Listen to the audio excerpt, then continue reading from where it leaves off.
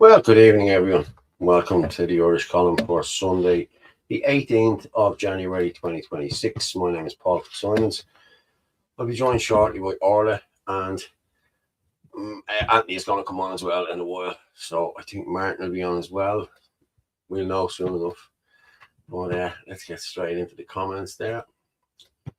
How's everyone? Greetings from. Okay, how he is? How he is? Hi, Paul. Good evening, Drew. How are you, mate?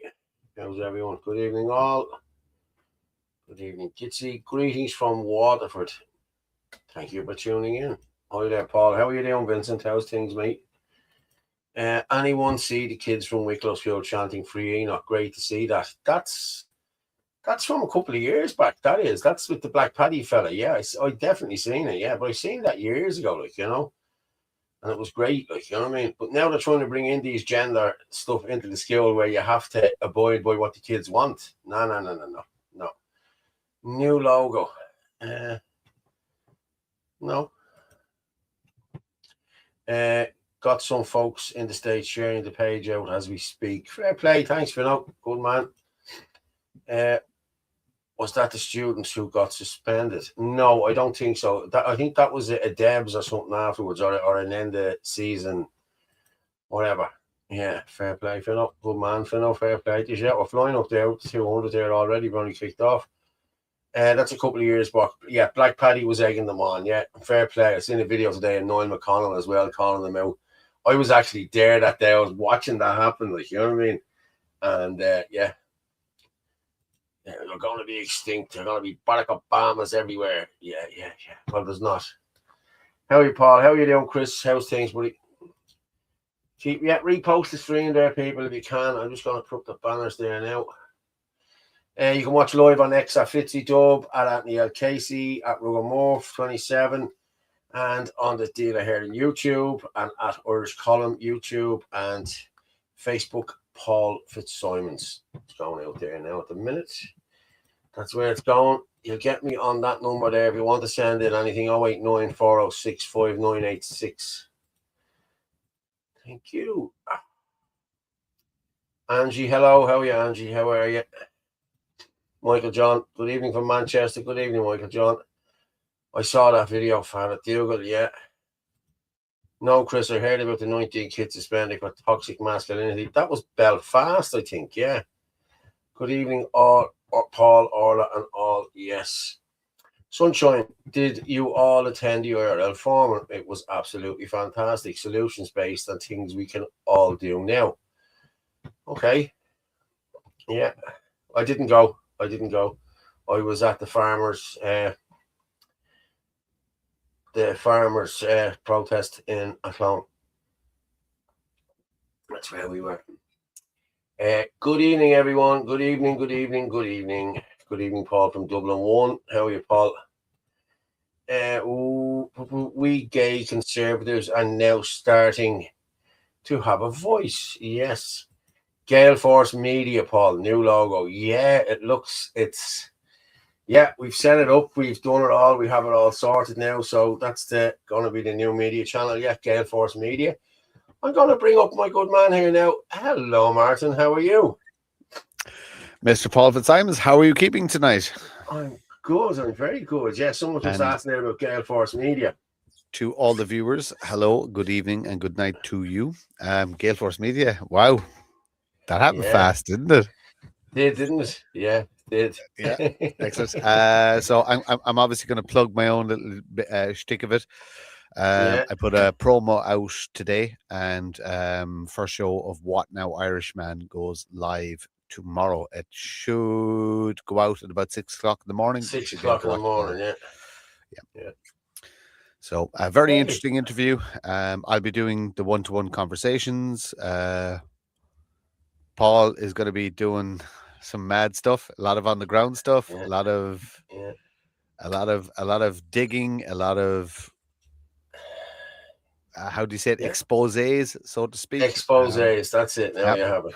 Anthony's going to be doing one-to-one interviews with people who have, I mean, whistleblower stories to tell. Like, Paul, in fairness, the amount of data we've been sitting on for so long. And this is the truth to the viewers. We didn't know what to do with it. We couldn't go to the cops because they're in on it. We couldn't go to the government because they're in on it. We couldn't go to the mainstream media because they're in on it. And we just had to go. It's like, fucking Avengers, Thanos. Fine, I'll do it myself. And we just had to decide we have to do it ourselves. We really have to do this ourselves. Unfunded, all off our own back, off our own time, off our own coin. We're all busy people. We're all slogging, trying to make ends meet, pay our bills, etc., etc., etc. But we're putting the work in our free time to present you with ideas, conversation, and most importantly, the truth. Yeah. People are saying that you can go to Eddie Hobbs. What do you mean go to Eddie Hobbs? I don't know what you mean by that. Look, Eddie and his cohort are doing their thing, and I've nothing but respect for Eddie's crew, so to speak. They're not us. And I don't know how plainer to say it. They're not us. They're looking at the world from a couple of steps up the ladder than we are, and this is just the reality. Eddie Hobbs is a good man, and he is a good man. I've met him on a couple of occasions, but he's not a poor man, and all of his circle, although their concerns are genuine, I don't doubt that, they've never, or it's been a long time since they were touched by the filth of life. And that's the term I use. They're not struggling. They're not living in an area where there's machete-wielding fucking savages trying to kill their children or rape their fucking women. They're just a little bit, their intentions are good. I will never ever say anything bad about Eddie, Elaine, I've Cummins, any of those guys. That they're good people. They're good. I've spoke to them all personally. They're all good people. They're just looking at it from a couple of steps. They're closer to government and the institutions that destroy us than we are. Therefore, they're more easily compromised. That is the only flaw they have. Good people doing great work. I wish I had the resources. I wish we had the resources. We do better, but I would rather, as I always say, do you know what? I'm so proud, Paul. We do this off our own backs. I really like that we do it off our own backs. Yeah, I agree. I got torn apart for pointing that out. They had EV cars there on display, well heeled. Look, I mean, we're all too quick to criticize. We're all too quick to instead of looking at why they're controlled opposition or why they're Jews or why they're this, that, and the other. Look at the positives. Start with the positives and work your way backwards. Okay, what have they done? Positive, and then work your way backwards, and you'll find that the flaws are smaller than you think. There's nobody perfect. Paul Fitzsimons isn't perfect. Mark Murphy isn't perfect. We're all fucked up, but it's a case of start with the positives, work your way backwards. Don't start with the negatives. That's not critical thinking. Start with the positives, work your way. Fuck Islam. I'll agree with that 100%.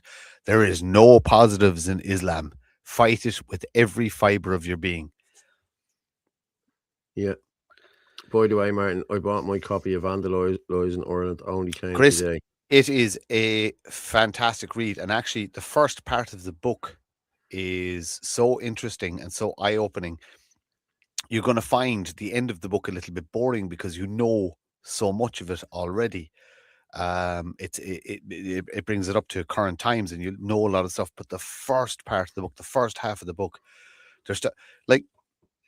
Did anybody know there was a trade war about shoes between the British Empire and Ireland at the formation of the state? I mean, it's a fascinating insight into how the state was founded, who sold us out, who got us into this mess. And like I said, it's a fascinating read. Dr. Owen Lenihan does not get enough credit. He has the people who like to critique him. He's got the people who likes to throw stones at him.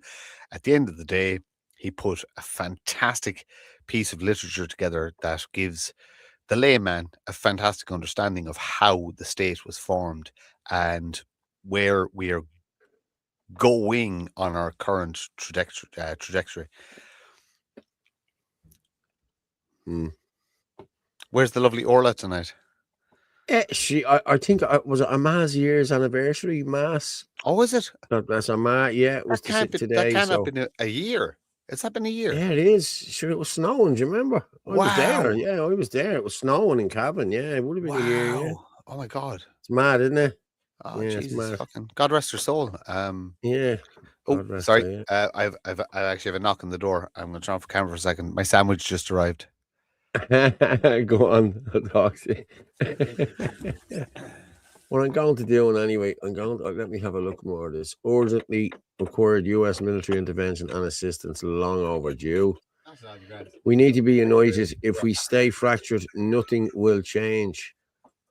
Lads and ladies, we need to be united. We've been saying this.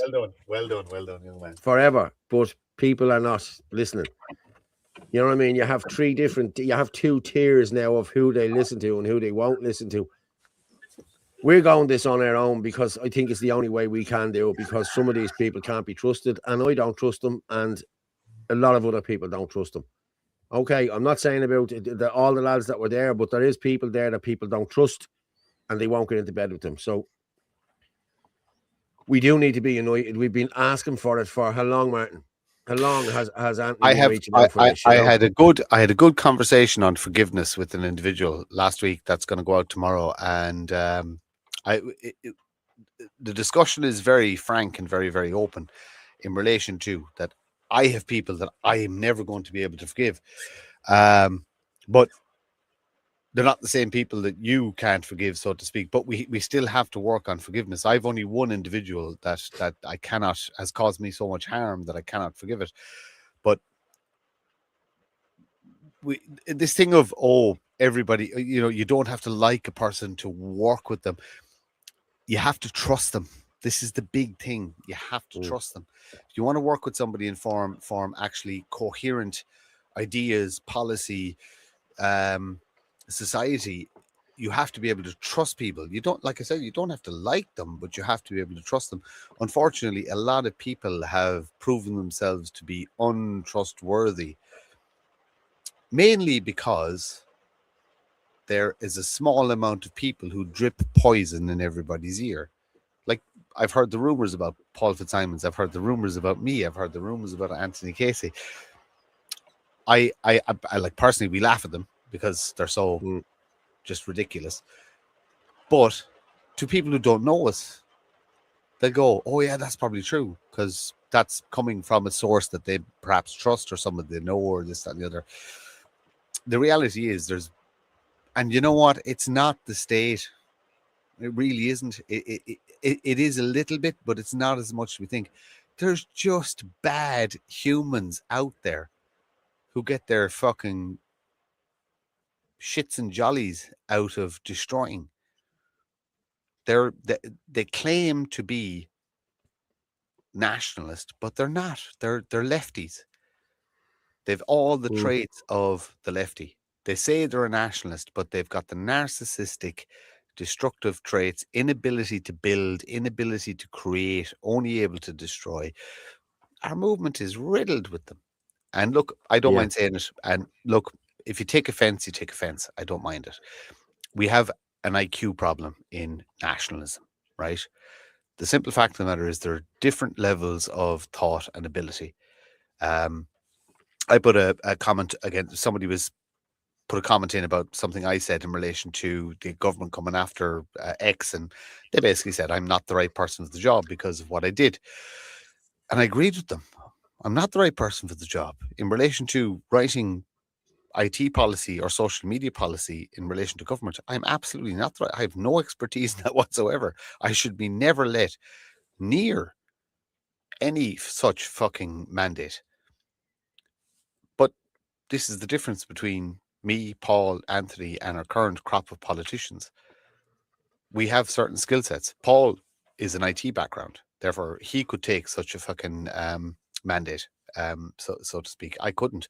I would most likely go into business or tourism or something like that, because that is my background. That's the this is the reality of it, is that we accept our limitations, and we don't have all the solutions. We're constantly crying out for experts.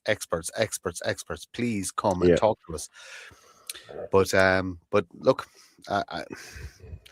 I don't know. Like I said, look, IQ is, and I know it's a very broad term, IQ, or like that. But look, there's some silly people in the movement who are better served working in their local communities than they are to try and unfortunately, look, bar revolution, we have to rely on policy. And there's certain people who have abilities to write coherent policy that may be given to the public, that can be elected, and they in turn get to impart that policy to the. I'll just leave you talk there for a minute, Martin, because I have to move the car. Tina, my background is something I'm very fond of. It's 2 years old. I put into Grok when Grok first was launched. I don't mind giving Elon Musk money, by the way. I have no problem in saying that. I've been using X as my main form of communication for huge amounts of time. I've huge respect. Now, I was banned off Grok for about a year during COVID times, and I went to Getter. But that was due to the Dublin cohort that still has not been rectified.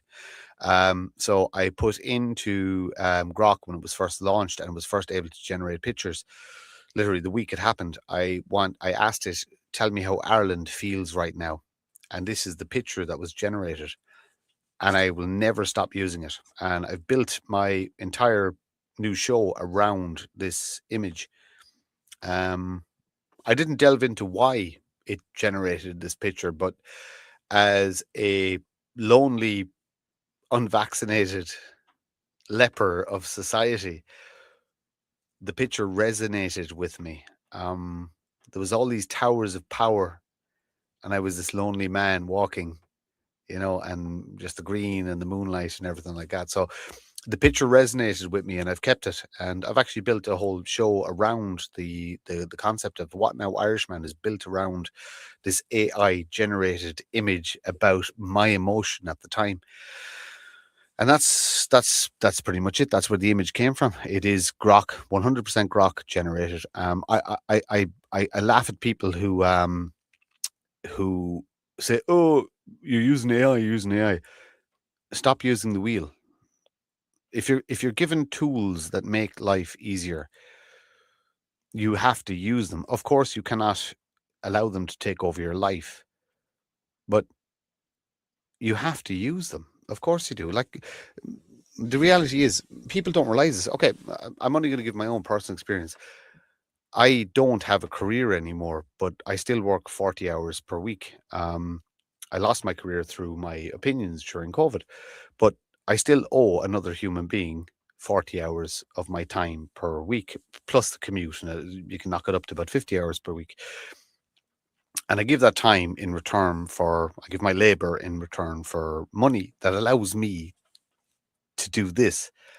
You know what I mean? Because if I didn't have money, I wouldn't be able to do this. And we don't get sponsorship. We're not being funded by anybody outside the country. We're not being funded by anybody inside the country. We scrape together the few pence. And look, thank you to anybody who's ever donated to the show. I will never, ever, ever, ever take money from the show. Ever, ever, ever, ever in a million years take money from the show. Every penny that goes into it is actually paid for the upkeep of the website, and it doesn't even cover it. You know what I mean? So it's case of, but let's just say, for instance, we happen to get 100,000 viewers, and the money was rolling in that.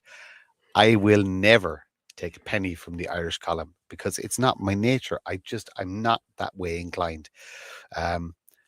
I would suggest buying a studio if we ever won the lotto, so to speak. I would buy a studio and let's do it in a proper studio live, invite guests, invite an audience, etc., etc., etc. But in relation to money, no. My own show, Paul, all the other things you do, we do it off our own back because it's the right thing to do, and that's it. It really is. It's just get the news out there, get opinion out there, get conversations going. Who said something about Rare Kids there? What's that one? Christine. Rare Kids. Right, no, my dad hand at Rare Kids and keeping a house. I sure as hell would be no good at running any department. Could possibly give some advice if needed about things. Christine, as someone who's managed teams of plus 80 people, it's exactly the same. That's what management is. You're managing a household and managing employees, especially when you're in the certain sectors and it's young people involved.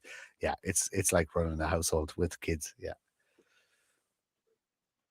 What's that? Video wasn't. I had to refresh the page. Good man, Martin. What video did you play? Did you play a video? I didn't put up any video, no. No, okay. What my about green screen's a bit wonky there? Can you see that? Can you see that in your end, Paul? What? Is the end of my green screen a bit wonky, is it? Yeah, it is on your left. On your yeah. I'm gonna go play with settings and see what happens. Yeah. Okay, I'm gonna unclick. I don't have a green screen. See what happens. Yeah. Better or worse? Oh yeah, see that. That's yeah. Better. No, yeah. Then I'm half missing. Yeah. Yeah, I know. Yeah. That's already been done. Do you want results? Then know what is happening and unite with what works. Like, what does work? Like where have all these people been? Bar Malachi Steenson, like where has everyone else been out banging a drum and helping us out and even the farmers last week? Like we went to that. They don't come to anything we do.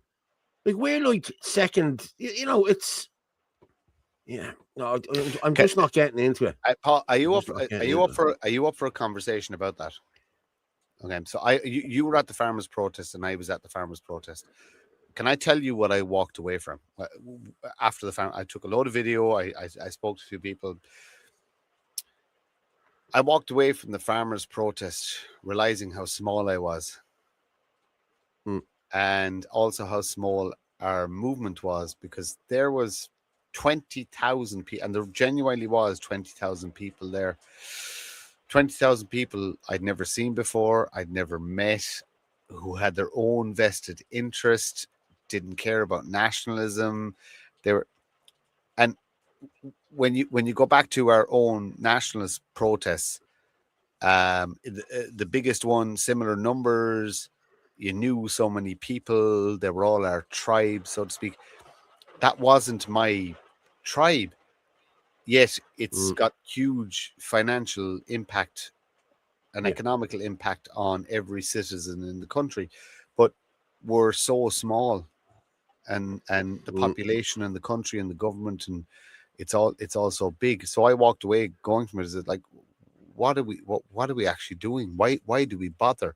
Why do we not just pool our resources and fucking all move, buy some land and move into a fucking commune, live together and fucking put up fucking gun turrets and just say, leave us alone.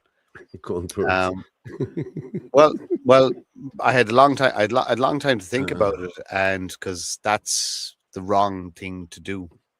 It's as simple as that. That's the right thing to do is to try and enlighten everybody and at least give them an option, at least give them a choice. If I put up my walls and my gun turrets, you no longer have an option and a choice. You're just the enemy. I want to push that so far down the road. I want the opportunity to try and convince people that we can do better. But that farmers' protest, bar the Dublin Says No cohort and Niall McConnell giving Sinn Féin a bit of shtick, that was literally 20,000 compliant people marching like penguins, doing what they were told, going where they were told, and then listening to men in jumpers they don't wear suits. They wear jumpers to pretend they're the common man on 140 plus grand plus expenses per year. Tell them how they're going to fix everything when the horse had bolted about 5 years ago. I don't know. And on the same day, you had Eddie Hobbs's group of people, intellectuals, speaking. Again, telling everybody exactly what they already know. I watched so many of the videos. Actually, Yeah, I've watched it myself. I have watched the videos. Paul, I have to give a shout out to Philip Dwyer. I have to give a massive shout out to Philip Dwyer. His coverage, because I saw him at the farmers event, and then he was up in Dublin fucking filming the other event. So look, Philip, I'll tell you what, you're some man to cover ground. Fair fucks to him. He does great interviews. He put pressure on the RT guy. He was at the farmers protest the same day. He was back in Dublin doing fucking Eddie Hobbs thing. Look, that man puts in the fucking groundwork, the grunt work. Fair fucking play to him. Fair fucking play to him. Yeah. Please look at the solutions provided at the IRL forum, please. So positive. Okay, people, go and look at the videos if you want to look at the videos. I've looked at a couple of the videos. Yeah, I have. So, yeah. It's great stuff. But again, sorry, Martin, all I will say is here, it's the same shit over and over and over again. We'll do this, we'll do that, we'll do this. There's nothing happening. There's nothing happening. We'll still be here in 12 months' time. It's literally only because there's different rungs of the ladder. And unfortunately, everybody who was talking at that event, and you don't understand, there's only 3 speakers there that I don't have respect for. Out of all the panel that spoke over the 2 days, there's only 3 I don't have respect for. Everybody else I have huge amounts of respect for. Fantastic ideas. They need ground game. I offered potential one of the people who were speaking at that event ground game, and they, through a subsidiary, they declined it because we're just a bit too dirty. So I have to question how serious these people are in relation to, if you're not willing to get, I put it in these terms, those people have things to lose. We have nothing to lose. We sacrificed everything already. We gave up everything. Paul, you've been in court for X, Y, and Z. I lost an entire career. We've already lost everything. We're okay. We're so comfortable in what we have to do. Those people still have too much to lose, so they will play within the rules and they will play within the system. And unfortunately, they will be compromised by the system. They're good people. They are not bad people. They just, again, have not been touched by the filth of life. Angela Leggett there just asking, hi, Paul, Martin. Whilst talking about our clan, do you know anything about Clan Éireann? Clan Éireann are good people. Clan Éireann are good people. Yeah. I met a good clan operative up at Farmers Protest. Good man from the west of Ireland. Look, they're the same. They're in the same boat that we are. Having to pot. So just so everybody knows, Clan Éireann is Scian na Siúnta, and Clan Éireann is what Justin Barrett formulated after the National Party split, and he had to sit and wait until the ELC decided who owned the National Party, because there was a defection or whatever you want to call it. But in the meantime, Justin Barrett formed 2 new organizations because he wasn't sitting around waiting for this, that, and the other. Now, the ELC decided that against Justin Barrett and gave the National Party to Patrick Quinlan. Again, nothing to do with us. I wish everybody the best in whatever their endeavours are.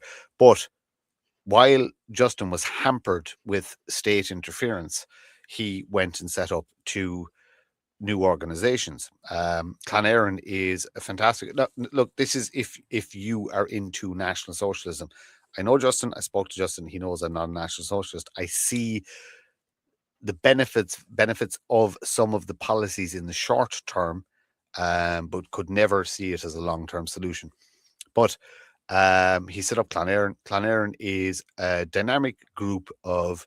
It's aimed at getting young men involved in activism, politics, sustainability, etc., etc., etc., under the guise of National Socialism, which is it's not a bad thing. It's been demonized by media, etc., etc., but it's not. Policy-wise, it's actually a good idea in the short term. Medium term, it starts to wane economically. Long term, no, you can't have, but you can use it to build into other things.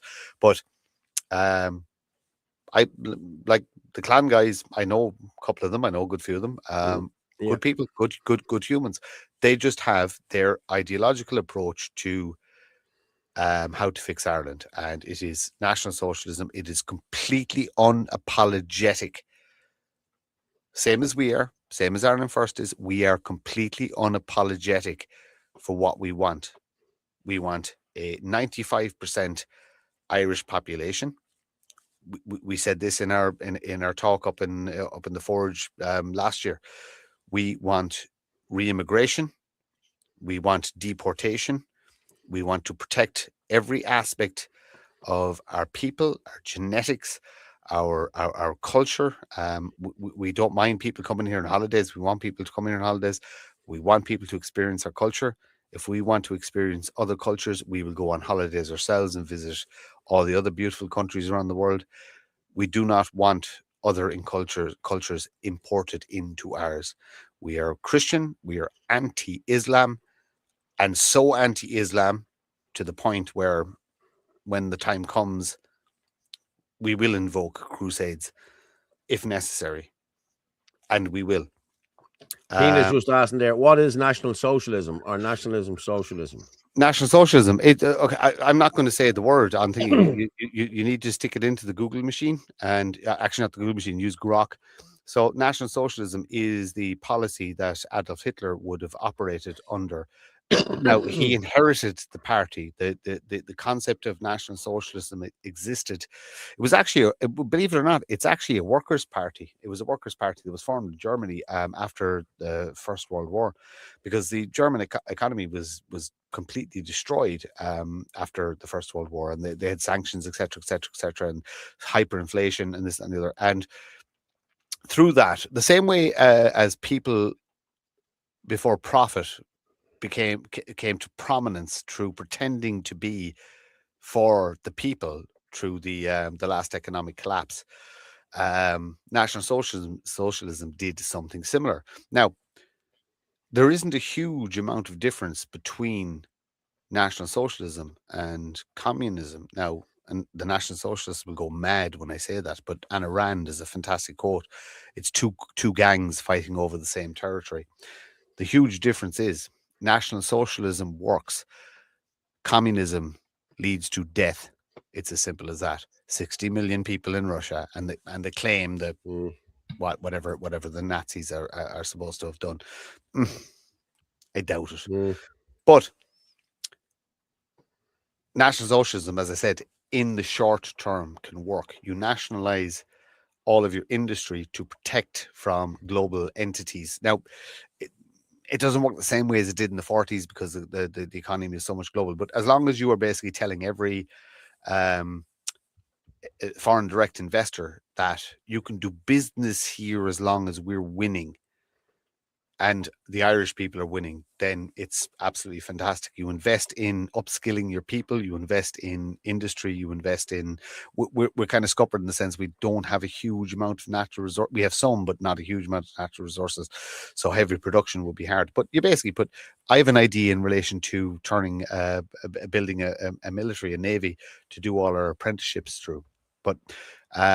like I said, in the short term, it works. In the medium term, it starts to wane. It cannot work in the long term. But you use it as a stepping stone to bring in... You always keep a very, very tight, small nationalist government, but then you instill libertarian concepts in your people, as in they're truly nationalists, but they realize that, guess what? The state won't fuck with me as long as I don't fuck with the state. And you just go and live your life, you know? Right, I'm gonna take 5. I'm sure there's videos there to be played. Yeah, I'm actually gonna play. I have a lovely toasted sandwich my son made for me. That was delivered there, so I want to eat it. Yeah, I actually have. I think I will go with Suzanne Delaney. Okay, now Suzanne, this was sent on to me today. Suzanne, the child abuse in Tulsa. Okay, have a listen to this. It's a bit long, but we'll come back and talk about it in 5 minutes. Hi, my name is Suzanne Delaney from the Irish Inquiry, and the child in the shocking photos below urgently needs your help to stay safe and remain with her loving family. I'm going to tell you exactly how easily you can help 15-year-old Mary Kate, but first I'm going to tell you what has happened to her under TUSLA's remit and in the so-called care of Three Steps residential facility in Navan, who have received an eye-watering amount of money for Mary Kate's residential care package. There are really scandalous circumstances involving this non-verbal child who has complex needs and significant intellectual disability. If you cannot stay until the end of the video, I'll also put the full details of how you can help Mary Kate stay with her family into the comments. My account is heavily suppressed, so please do share this video, as Mary Kate's family are in really diabolical circumstances. They are in a race against time. Despite these horrific injuries occurring while Mary Kate was supposed to be under the care of TUSLA, and despite those injuries being inadequately explained, TUSLA want to take Mary Kate from her family home and send her 5 hours drive away to the furthest corner of the country, where she will likely reside in some unregulated for-profit residence. Her family will not only be unable to see her on a regular basis, they will not be able to monitor what's happening to her and whether she is being cared for. Can you imagine being in that situation? Can you imagine that being your child?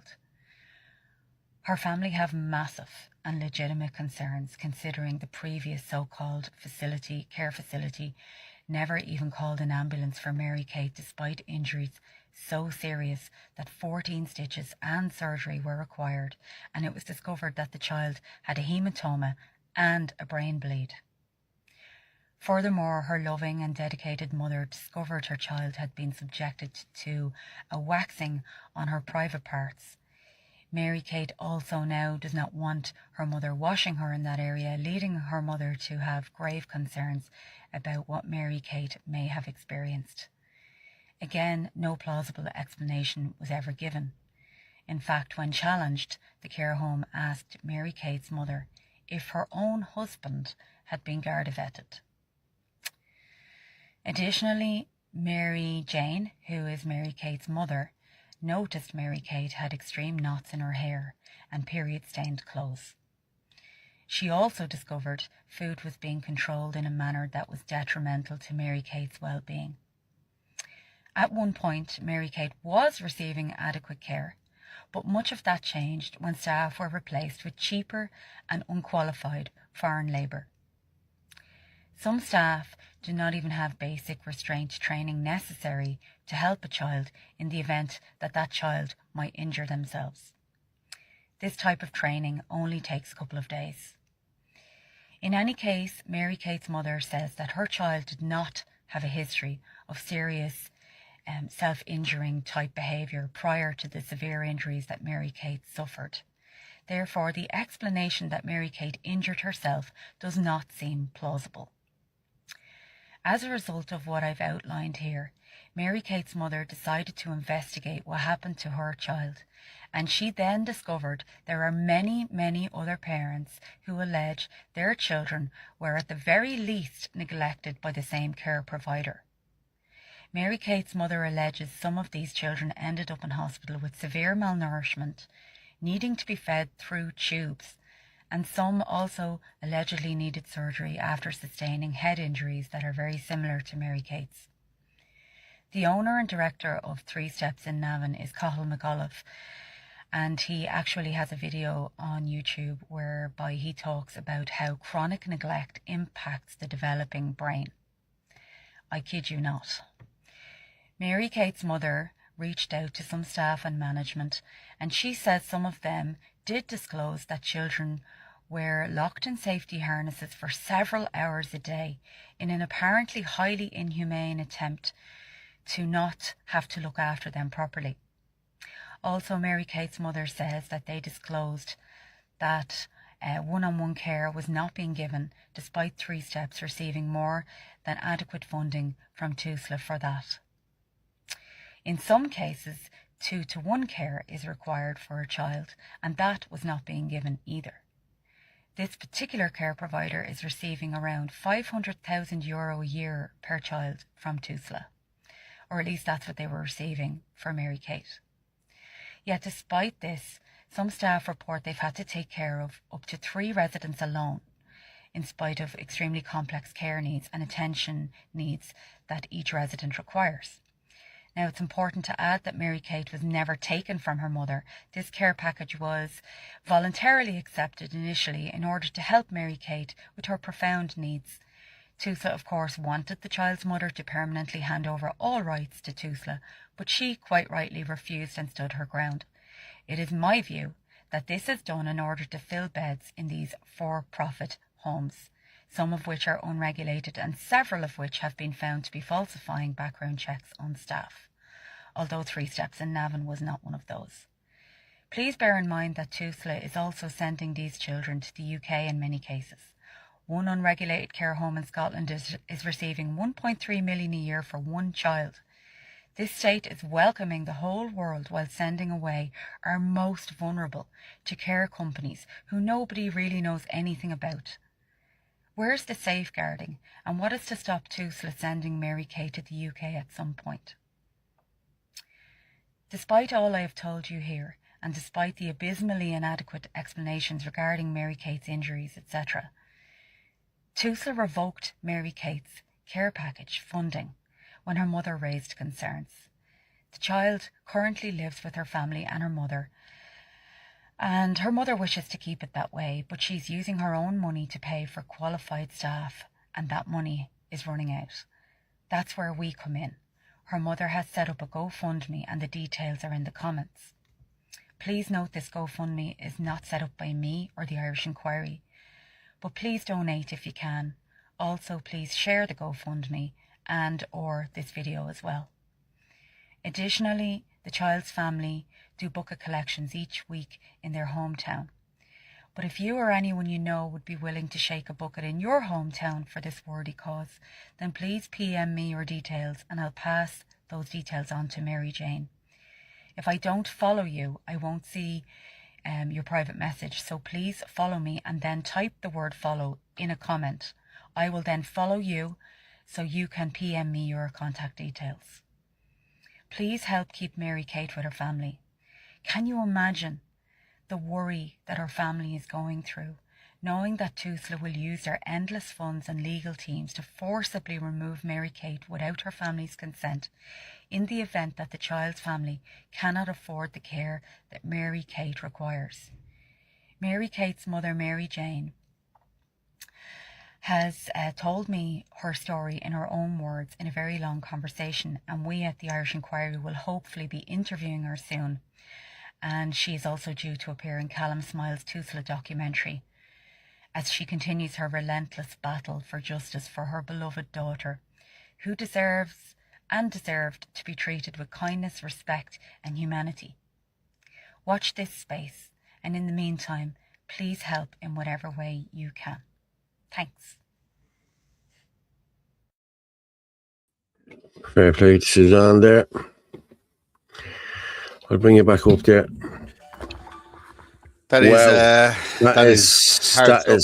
That's heartbreaking. Heartbreaking. Really is. Can I play devil's advocate, if you don't mind? Yeah. So, I know people who work in the care industry dealing with the severely disabled. A lot of overnight work, a lot of basically... Anyway, so look, this lady comes home black and blue from her job because these individuals, these poor individuals with mental disabilities and physical disabilities, some of them unfortunately are very large, very physical, and it is difficult to manage people with intellectual disabilities that are physically strong. But I want to give a very humane example I saw in Loughrea last weekend. It was a very large man in a wheelchair. He would have been in his 40s, I would have said. and I mean a very large man. I'd say if he stood up, he'd be like 6'4", 6'5", a giant human being, who was severely intellectually disabled. He had no speech ability whatsoever. He could make noises, but there was no coherent sentences coming out, and he had massively flailing arms. He was agitated. They were out on a whatever care organization was looking after these people. They were out on a day out, and his carer was a man of African descent, strong Irish accent, but he was of African descent. His ability in care of that human in public was second to none. I can only commend him. I saw him calm the man. I saw him get his jacket on without causing any harm, or even though the man was agitated and this, that, and the other. I saw him talk him down. I saw him communicate with passers-by, explaining to him that there are good people working with the disabled. There are so many good people. It was a vocation, and this is where we have lost our way. The second the government subcontracts it to a for-profit, the care stops. There are so many good humans that enjoy working with the disabled, and they do it because it is their vocation, it is their calling, it is their nature to be able to calm those who are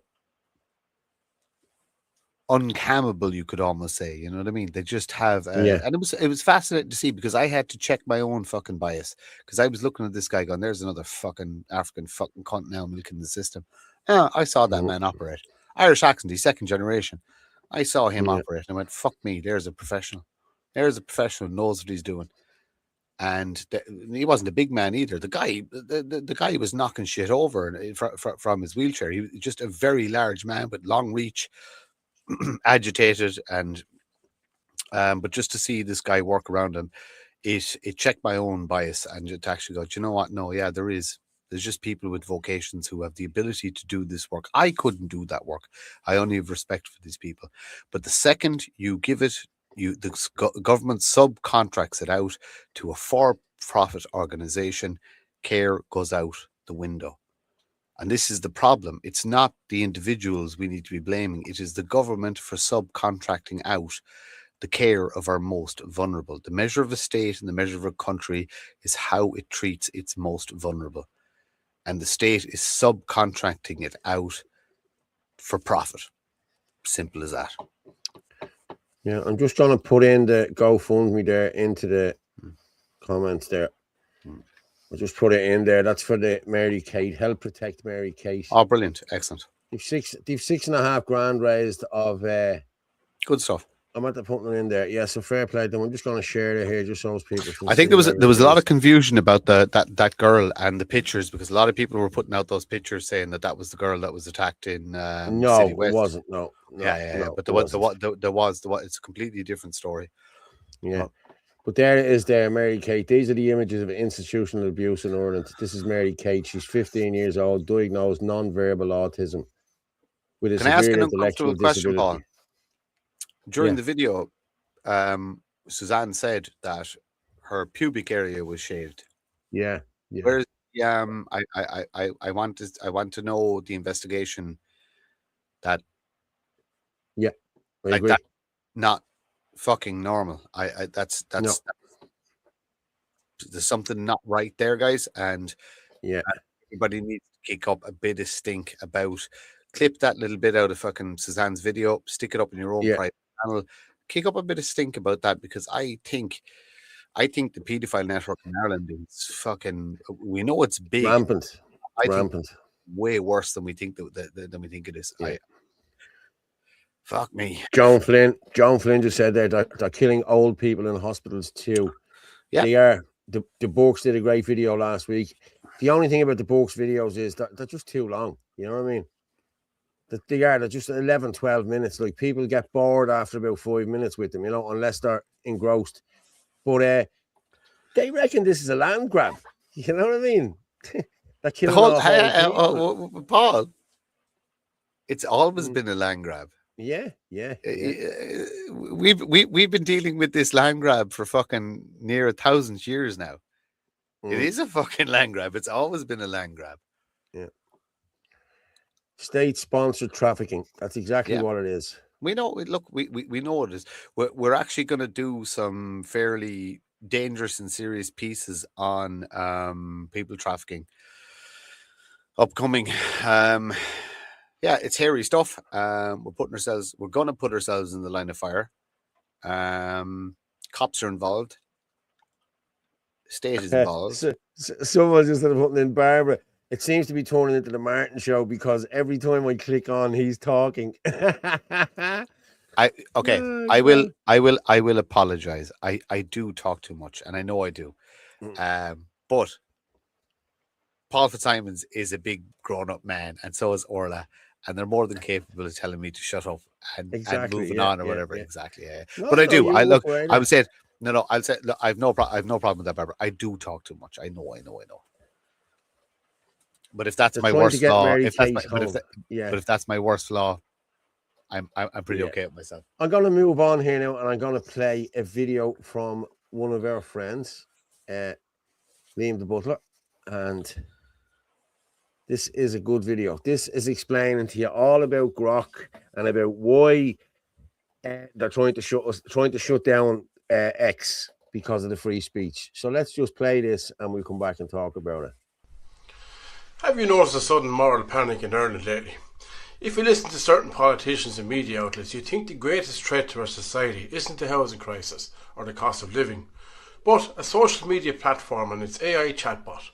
I'm talking about the absolute frenzy to shut down X and Grok. But when you look closer at the cynicism behind this outrage, it is quite staggering what's really going on. Leftist politicians and activists are lining up to demand that X be restricted, investigated or even banned entirely. They claim it's about safety and protecting the vulnerable from AI-generated images. But let's be honest for a minute. X is one of the few places where you can actually challenge the government's narrative. We've even heard a suggestion from TD James Lawless that the state could nationalise social media platforms to promote whatever they choose. This isn't about safety. It's about control. They hate X because they can't control the conversation on there, like they do with Facebook and TikTok. They tell us Grok is the problem, but wildly obsessed over Elon Musk. There's a massive ecosystem of specialised notification and uncensored AI tools that are freely available to any young person with a smartphone. These tools are designed specifically to create explicit images of women and children. Where is the legislation to block these apps? Where are the ministerial meetings with developers of these Notify bots? The silence is deafening, because these apps don't host political dissent. The government doesn't care, and that's the truth of it. But here is the ultimate proof of their cynicism. For years, this website here, called Escort Ireland, has operated in plain sight. It is the largest advertising site for prostitution in the country, with hundreds of ads active right now in every county, from Dublin to Donegal. It is owned by convicted pimps and facilitates a trade that is by all accounts illegal, a massive risk for sex trafficking. Our politicians are appalled by a fake AI image on X, yet they allow a site that advertises physical sale of human beings to stay online year after year. Why the double standard? And it's not as if they didn't know about this, because there has been numerous court cases before judges and courts in this country, where women from this website were assaulted by clients. So they know it exists, they know it's there, but yet they do nothing about it. Why would that be? Why do you think it is? So ask yourself, why is X a disgrace that needs to be shut down? While Escort Ireland is just part of the furniture? Well, the answer is simple. X allows you to speak your mind, and that makes you a threat to the establishment. Escort Ireland just exploits people, and to our political class, that's apparently not worth the effort of a ban. It's time we call this selective outrage out for what it is, a blatant attempt to silence free speech, under the guise of morality. Don't let them trick you. Like and share if you agree. We did like and share. We do agree. Fair play to you, Liam. Well done. And just to let everybody know, don't be surprised if you see Liam on a certain show in the near future, because Liam is Tipperary's very own, although I'll say better, Nick Delahanty in relation to research, in relation to getting the facts, getting the figures. He is some serious operator. He'll never put anything out until he has it researched. I mean, to the point where we're in awe of this man's abilities. But I look forward to his upcoming show on the Gale Force Network. Gale Force Media Network, yes. Paddy Irish there. Guys, these chats are vital. We need to make our country's future and safety mainstream. Dinner tables, our culture, faith, population, housing, healthcare. Well done. Keep this channel going. Thanks, Paddy. Joan, or Angela Leggett, Joan Flynn, they have got her home, but they're trying to pay for some professional help and care for Mary Kate, as all funding was taken when Mom complained. Jesus. Typical. Children non-verbal will have no voice. Ireland was more humane 10 years ago. However, foreign nationals not fully Interpol checked in Ireland and the UK, shaving the private area, having an operation, no dodgy.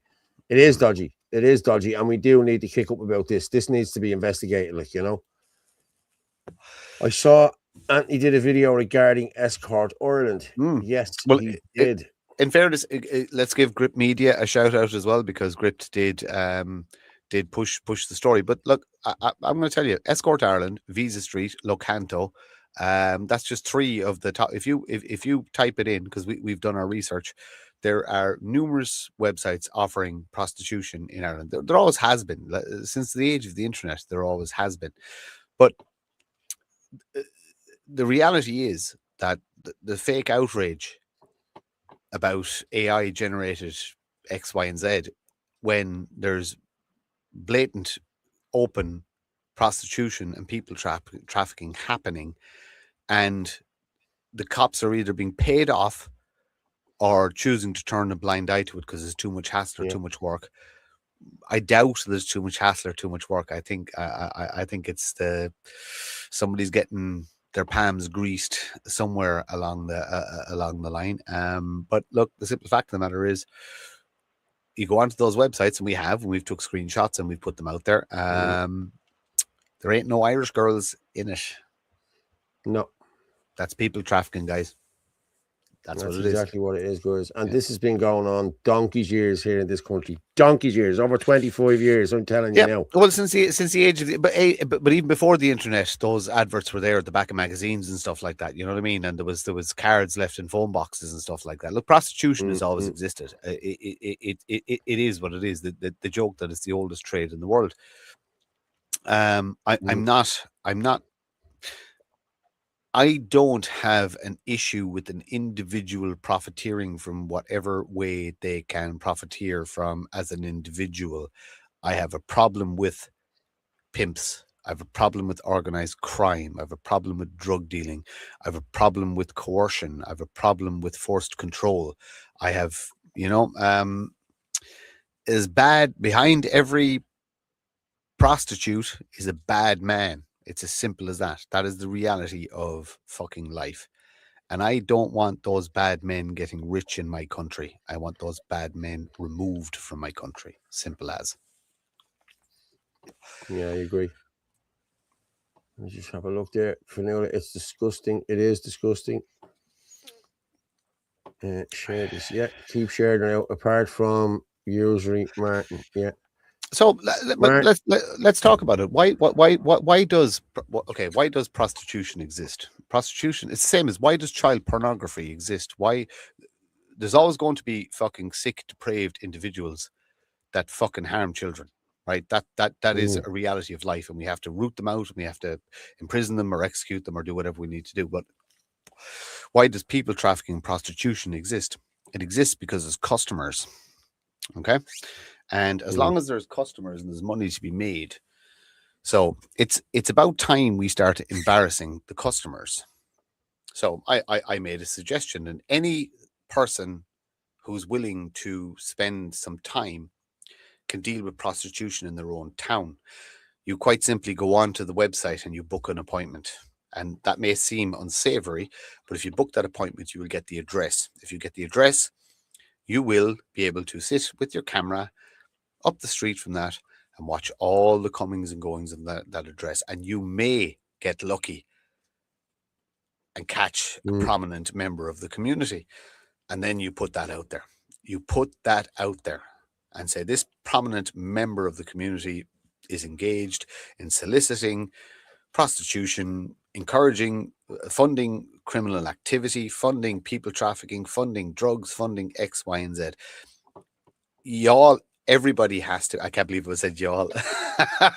y'all have to be citizen journalists, and that's the reality. That's the only way we fix it. Do it in your own town. When we had our discussion about prostitution, there was 9 prostitutes active on Escort Ireland alone in one fairly small central Ireland town. There's 700 to 900 just on that website alone. If you go onto the other websites, there's thousands upon thousands upon thousands of women being exploited. And you can, the feminists will come on and say, woman power, they can do what they want with their bodies. Yeah, fine. If you're an individual and you want to sell your body for sex, do you know what? That's your fucking body. You do what you want with it. Absolutely fine. If you want to degrade yourself for cash, no problem. You're working for a fucking Arab fucking sex industry or an Irish sex industry, or you're being exploited. Simple as that. And you know what? I don't care what anyone says. There's fucking 15, 16, and 17-year-olds in those pictures as well. And I don't give a fuck what they say their age profile is.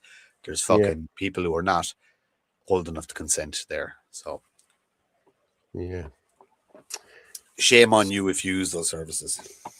Yeah, I'm just going to share this here. 2 men jailed for sexually assaulting teenage girls in Mayo. The men were nominated as suspects after the incident was reported to Gardaí and footage from the local area was analysed. I'm going to read this here now, okay? Romany Gypsy men jailed for sexually assaulting teenage girls. So far in 2026, we have seen a relentless tsunami of migration crime, as had been warned the prior 2 years by my whistleblower contact.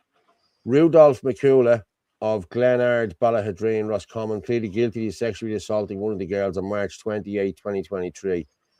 Marion Pecky, 29, of no fixed abode, denied the charge of sexual assault and false imprisonment of the second girl, but was convicted following a trial at the Dublin Circuit Criminal Court. The details of the assault have all the signs of Pakistani rape gangs in the UK, where alcohol was used to groom and make them more vulnerable than they already are. Thankfully, a third female friend highlighted the assaults to both male friends who came to the rescue and commended them both. McCula has 2 previous convictions for burglary, 1 from Ireland and 1 from Slovakia. Pecky has 49 convictions for public order, theft and road traffic offences. Not one word of deportation is mentioned. Why? Now, come on. That's... Shout out to Cork Loco, formerly known as Terry, Terry K, and watch his interview with Derek Domino on YouTube. Very, very good interview. Very, very good conversation on free speech and the state. We've got a crime problem. We've got an immigrant crime problem, and nobody in mainstream media or nobody in the political class wants to talk about it.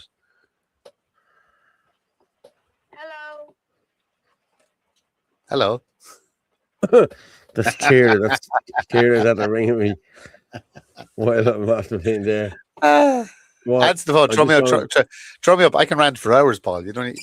Go on, I'll leave you up there for a minute. Go on. All right, we'll go through. We'll go through some comments. Paul, let's take a person call.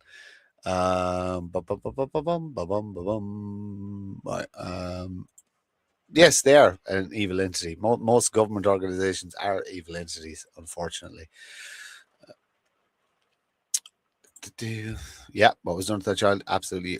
Yeah, it's an absolutely horrific story. But what are we going to do about it? We're look, all we can do all we can do is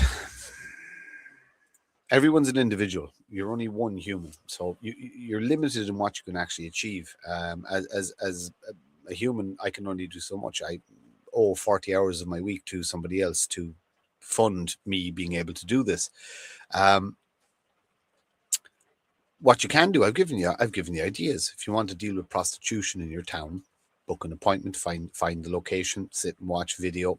You might catch a fucking big fish, and you might be able to embarrass the pimps, so to speak, to move on to another town. And if everybody's doing that, then you can deal with the problem, so to speak.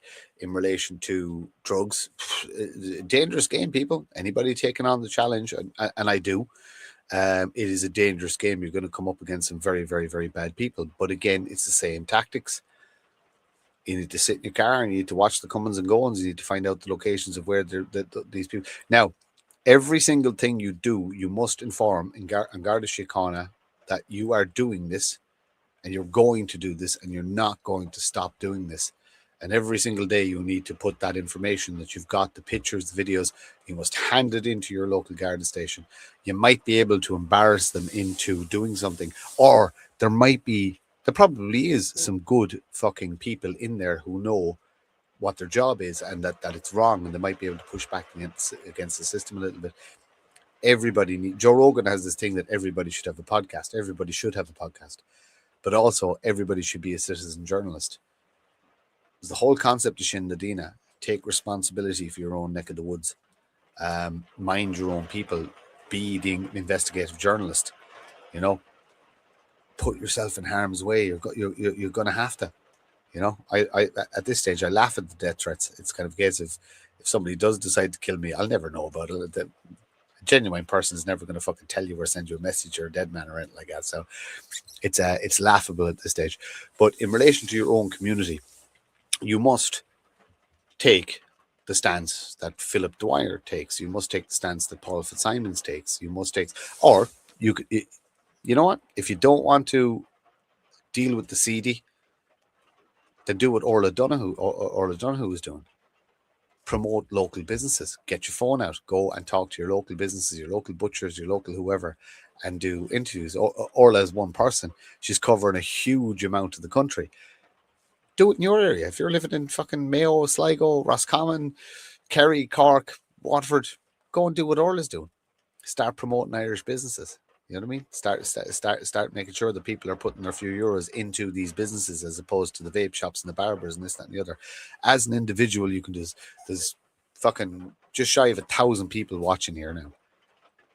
As an individual, you can do a huge amount of work in your own local community, but you have to pull the finger out. You have to be willing to give your time to something that's bigger than you. I'm out of words, Paul. And you're on mute. Actually, I'm not. Stay on mute. I can talk for another hour and a half easily. No, you're all right. Sorry. She does it every night. She does it. She rings me at 10 o'clock. Like, you know what I mean?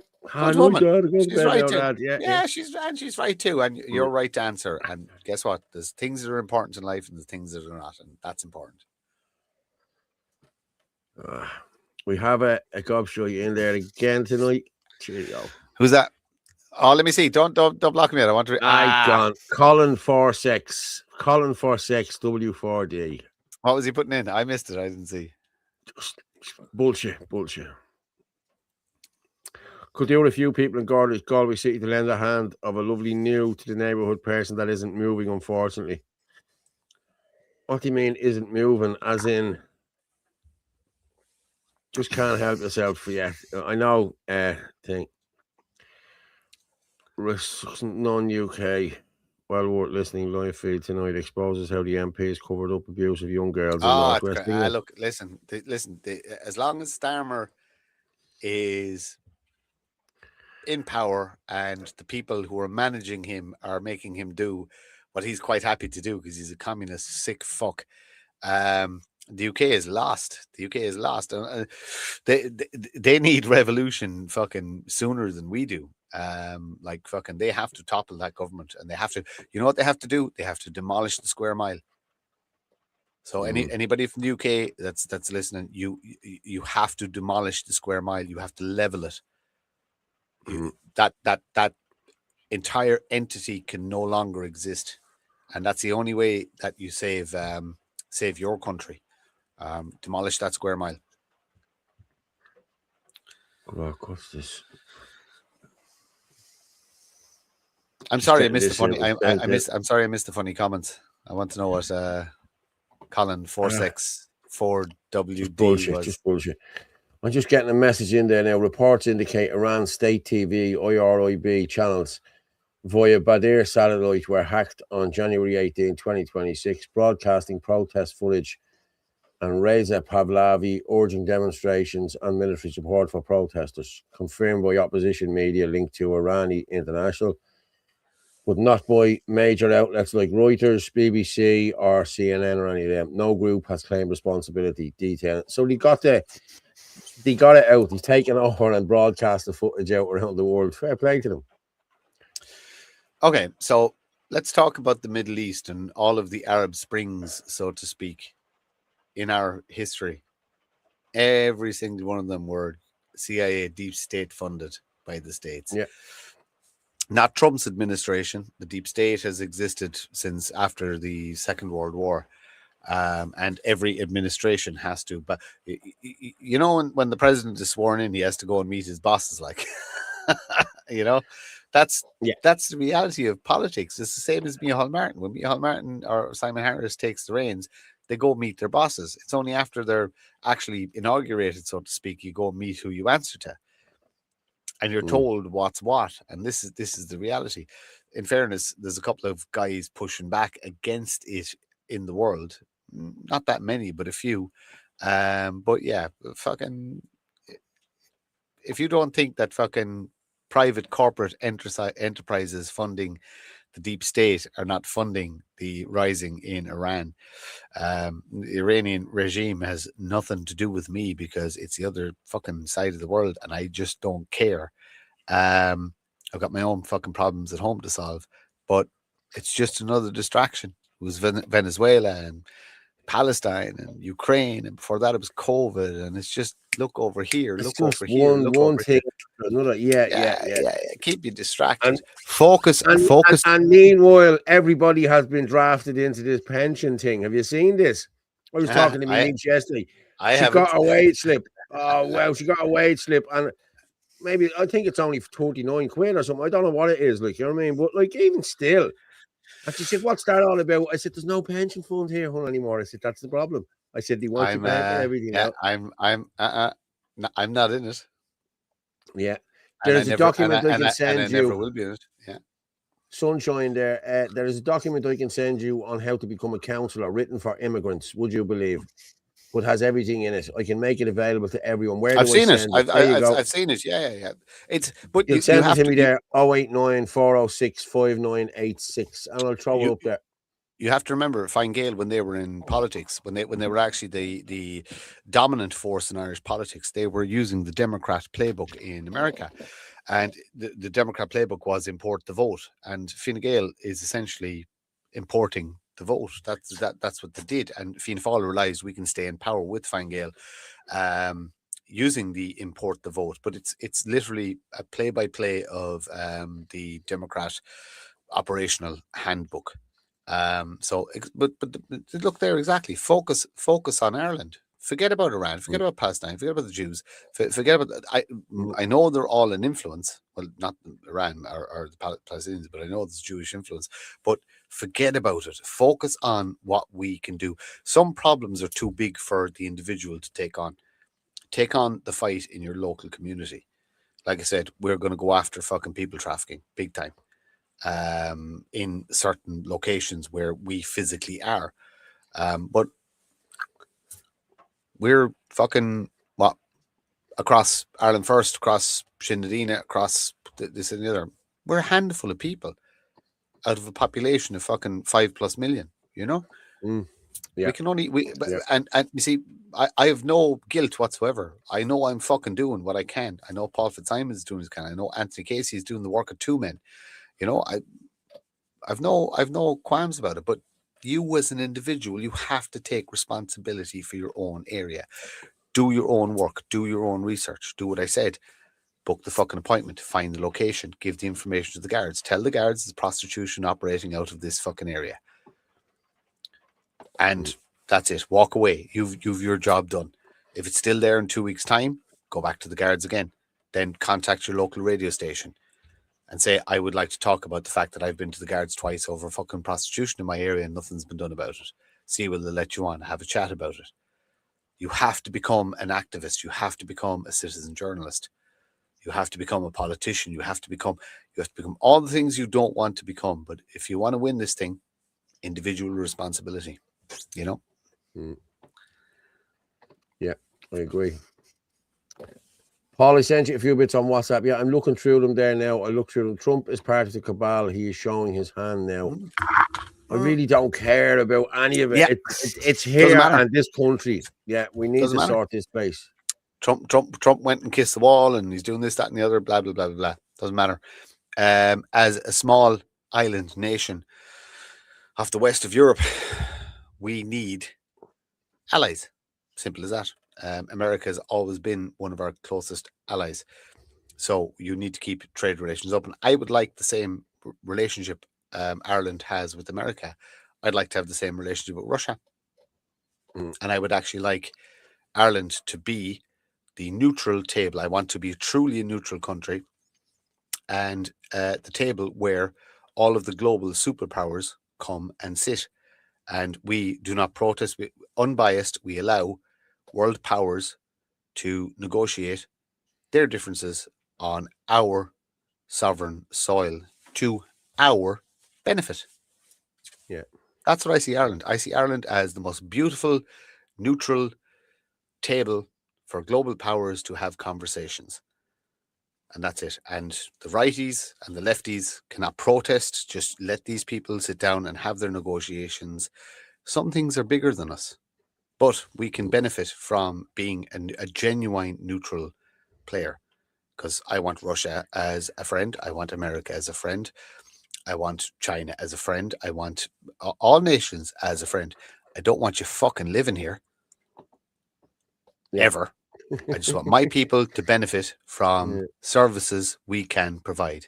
Tourism, agriculture, fisheries, and neutrality. They're the 4 pillars we should be building our new society on. Most EU citizens don't have a problem with Putin or Russia. It's our I don't have. If shit hits the fan, I'm going to learn Russian and move to Russia because I'll be fine there. Virgin Media News yesterday. Huge quantities of marijuana coming from America into Ireland. When will the media give it a rest? What are they trying to do with Irish-American friendship? Yeah. But sure, all drugs are coming from North or South America. There's very little. The hashish basically from Turkey back in the 80s, 90s, and early 2000s. But most drugs are coming from South America. But the drug of choice nowadays, which is cocaine, it's all coming from South America. Yeah. I just wanted the case for Kulak. I just wanted to talk about it just for a minute. The Kulak case, there was costs awarded against the 3 plaintiffs on Thursday. So they didn't lose the case, but the case was mooted. Case was mooted, as in the court said this case essentially is no longer relevant. Is that in layman terms? Yes, because the minister had came out and said that they weren't using crown paints. Okay, right. So he mooted the case. Who are the 3 plaintiffs? Melissa Kelly, Alan Crowhan, and Mandy Farrell. Okay, they're the 3. So, did they hire external? No. Melissa was the lay litigant for the whole lot. So lay litigant for the whole lot, right? Yeah. So essentially, what the state has done, because they couldn't win the case, a judge was told to moot the case, and Melissa is going to be hit with money, with charges to dissuade anybody from ever doing this again. That's the gist of it, isn't it? Well, yeah. That's So will Mandy, so will Alan. Yeah. but It's that's the three gist of it. ways. So the three Yeah. people who were brave enough to stand up against the state are going to Yeah. be used as an example, same as they're doing with Enoch Burke, to basically don't ever do this again. So the state mooted the case, or sorry, the judge mooted the case because the state couldn't win the case. This is the reality. Yeah. Now I know there's camps and Coolock, and there's I'm great in the sense I was an outsider. I was never involved on any side, anything of it. I just wasn't. I supported from the outside. I did the likes and retweets and stuff like that. Never in Coolock. No one or two of the players out of maybe one or two meetings, so to speak, just at protests and stuff like that. But I've no vested interest, not involved. This, from just an outsider's point of view, was the most state infiltrated movement. State disrupted. It was the strongest movement in the country for a huge amount of time. Stage. I mean, it was the strongest movement in the country, and Everybody was talking about it. Coolock, Australia, America, everywhere. Yeah. And that thing got fucking torn to shreds. But as an outsider, I could see that was outside influence. There was people put in there to distract, dissuade, cause dissent, etc., etc., etc. But the people of Coolock did themselves proud. And as an outsider, that's all I can say. The people of Coolock, ye really did yourselves proud. You fucking stood up for your community and you fucking won. And outside of that, nothing else matters. Nothing else matters. That was the pressure. That was the pressure. That was the pressure. The case was the pressure. And then when the asbestos... Listen, the case is mooted, but it still doesn't alter the fact that that building is riddled with asbestos. And it's a health hazard for the area. So that needs to be condemned or knocked down or whatever they have to do.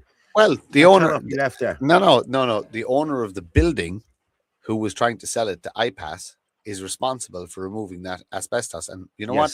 We'll research some good Irish companies that remove asbestos at huge cost, and we're going to send them your way. The owner, what was the guy's name again? The owner of that fucking building, the guy out in fucking Spain or wherever he is. Young guy, laughing. Yeah. We'll find him, and we're going to send Kevin him. will put his name in there now. Kevin will put his name in there. Yeah, Kevin so we're going to find. Yeah, so anybody involved in Coolock, you need to start tagging the most expensive Irish asbestos removal companies, and you need to tag his company. You need to tag his name. You need to tag on board Planola. You need to tag, fucking what county council is responsible for Coolock? Whichever. Fingal, yeah. So tag Fingal County Council and make a big, massive stink about this guy who's owns a building that's poisoning the community of Coolock, and make him foot the bill to remove that fucking asbestos roof. Simple as that. And you know what? If you people could do that, you might be saving the rest of the fucking country, because you might start making realize these IPAS guys, these IPAS profiteers, that's actually too expensive to fuck with local communities. So well done, Coolock. And you know what? I look, I don't understand the how the state awarded costs to a mooted case, but I'm sure it'll be appealed. And I feel bad for fucking Melissa, and I don't know the other two individuals involved. I know Melissa. I feel bad for them. But the reality is, when you take on these challenges, the state is going to crucify you. So all I can say is I'm in awe of your bravery and your courage and your work rate. Well done. And don't worry about it. They'll never get a penny off you. Appeal it. And fucking worst case scenario, fucking we'll get a GoFundMe. Appeal it again. No. Yeah. Now we get a GoFundMe going. Liz Pepper there. I've seen clips of people slagging off people who got hit with the costs. Why?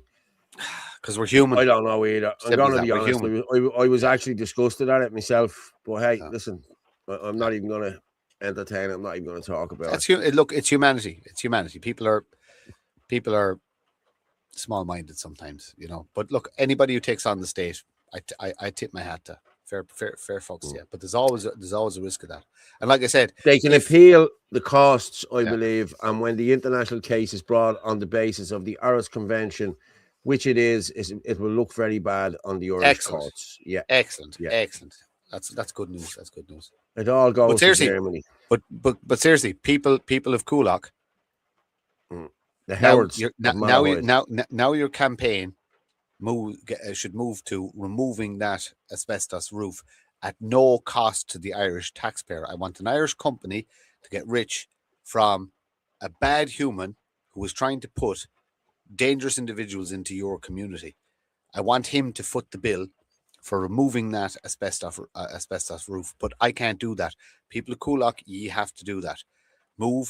Put so much pressure on Fingal County Council that they will not allow the sale of that building from the individual who wanted to put bad people there until that asbestos roof is removed, and only by an Irish company, an Irish-owned company.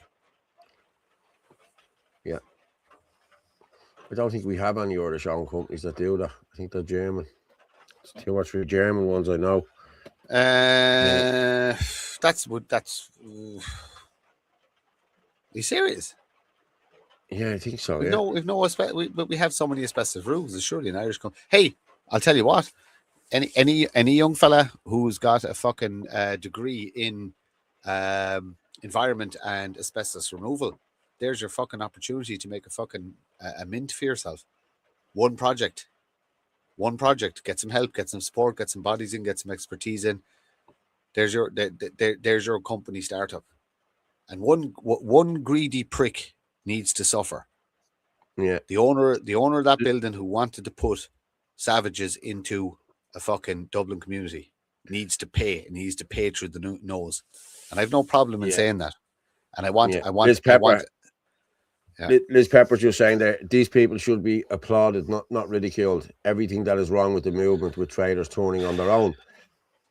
Yeah, but look, Paul, you, me, and everybody else, no ill will against Melissa, but Brendan was fucking just being an ass. He wasn't. Yeah, he's being an ass. Yeah, he was being. He was. There's no other way to say it. He was being an ass. So, but Melissa deserves none of that. Melissa's a good fucking woman and does great fucking work. Yeah. She does. Now, on the other hand, I know some other work she did that isn't so good, but that's for another day. No, still, hey, I still love you, Melissa, but you know, bad form. No, if the asbestos is removed, they'll turn it into an iPass. They won't turn it into an iPass. They can't. They won't. There's no way. Yeah. There's no way. And for the community, the asbestos needs to be removed. There's one there. Brewder Brothers, Kildare, family-owned business, asbestos removal. Thank you for that. Excellent. Good stuff. Right, Thanks people of Coolock. There you go. There's Brewder Brothers. Yeah. Pressure on Fingal. Who's sitting in Fingal? Who's fun to annoy? What green is there any Green Party members in fucking Fingal? No, I think we have Fianna Fáil, Fine Gael, John Lyons. He's a councillor. There's a few of them. There's none of them want to be on either side. Plague them all. Send emails, send letters. Fucking meet them on the street, meet them in the fucking pub, wherever, and tell them you want that the people of Coolock want that asbestos roof removed, and there's a Kilkenny company that'll do it, Irish owned, and the owner of the building needs to foot all the fucking bill, and he can fucking pay Melissa's fucking legal bill as well while he's at it. In Ballyfermot, we have the old Semperit building. I know the building. Yeah, it's full of asbestos, sitting there 30 years now, poisoning us all. It's owned by a German company. They don't give a fuck. Semperit. Do you remember Semperit? I think they were tires. Where did these Semperit? Yeah. Council. Go to the council. Fucking start a This is the local stuff we're talking about. This is the local stuff. We're talking about. Is the MP councillor not in that part? No, he's not. Patrick's in Dublin 15. But this is the local stuff we're talking about. If you know there's a fucking building there that's poisoning the community and poisoning the fucking groundwater, there's your hill to die on. Just do that project, get that one over the fucking road, and then all the rest of them will be easier. Gather your people together. It doesn't matter whether you're left, right, fucking up, down, whatever. Asbestos is fucking bad for the community. Fucking get the council to put pressure on the German company to fucking remove it. It's as simple as that. Or if they don't remove it, tell them they're going to get hit with fines. Simple. Good evening from Ohio, USA. Hope all is well. Hello there, Mike Jordan. How are you? Hi, Mike. Dutch companies, I think, lads. I think it's exported to the Netherlands at high expense. Yeah, it's taken out of the country. Excellent. Anybody put in the name of that guy who owns the Crown Paints, so we can. Yeah, the Howards from Malahide. Yeah. Oh, perfect. Yeah. So basically, we'll do up an estimated bill of how much it's going to cost and tell him, and you can send that to fucking Fingal County Council as well. That, listen to me, unless we start making the profiteers pay through the nose, it'll never stop. The Coolock, ye led the whole country. Coolock and Dundrum, the two fucking groups that fucking led every avenue. You went at it from fucking street fucking protest, legal, every single avenue, every prong of the fucking fork was used. And Coolock, at the end of the day, the state fucking had to bow down. He won. Now, let's hurt the guy. Let's hurt the guy. We're actually doing it. Big kudos, I'm telling you now. So let's hurt. Now, let's hurt the guy who tried to hurt ye. Let's hurt him in his pocket. Big fucking marches now when the weather gets better. Fucking loads of letters into fucking Fingal County Council. Crown Paints asbestos roof has to go. Whatever slogan you want to come up with, just do it. Put fucking pressure on them. Make this guy sorry he ever tried to fucking milk the iPass system. Yeah. Set precedent again, and we'll replicate all around the country. Yeah. Okay, I just want to play the git here now, the trans agenda. This is, Schools must use students' preferred name and pronouns, say new trans rights guide. Schools must use the preferred name and pronouns of transgender students who should also be allowed to use the bathroom of the preferred gender, according to a new guide on the rights of trans people. And what about my daughter's right to use a bathroom without there being a biological male in there? The guide is produced by the Irish Council of Civil Liberties, with support from the state's human rights watchdog, the Irish Human Rights and Equality Commission. It was written by members of TENI and Shoutout, organisations which lobby for trans and LGBTQI, LNPQRSTUV, WX, Y and Z people, with support from ICCL staff and legal advisors. So they're written by two woke, far left NGOs, who I like to call the Hills of Eyes and Would I Lie to You? Mind you, they're always lying to you, and the Hills don't have eyes. Most of them have cocks. The ICCL guide also says that while there is no specific provision in Irish law concerning the use of bathrooms and changing rooms, as a trans student, you should be able to access toilets and changing facilities that correspond with your gender identity. This is disgusting nonsense, and all you parents need to get to your schools this week immediately and lay down the law to them. Tell them it's not going to happen. They want everyone to play along with gender dysphoria and mental illness. They're constantly trying to groom our children for the cult of trans, sexualising our children and normalising paedophilia.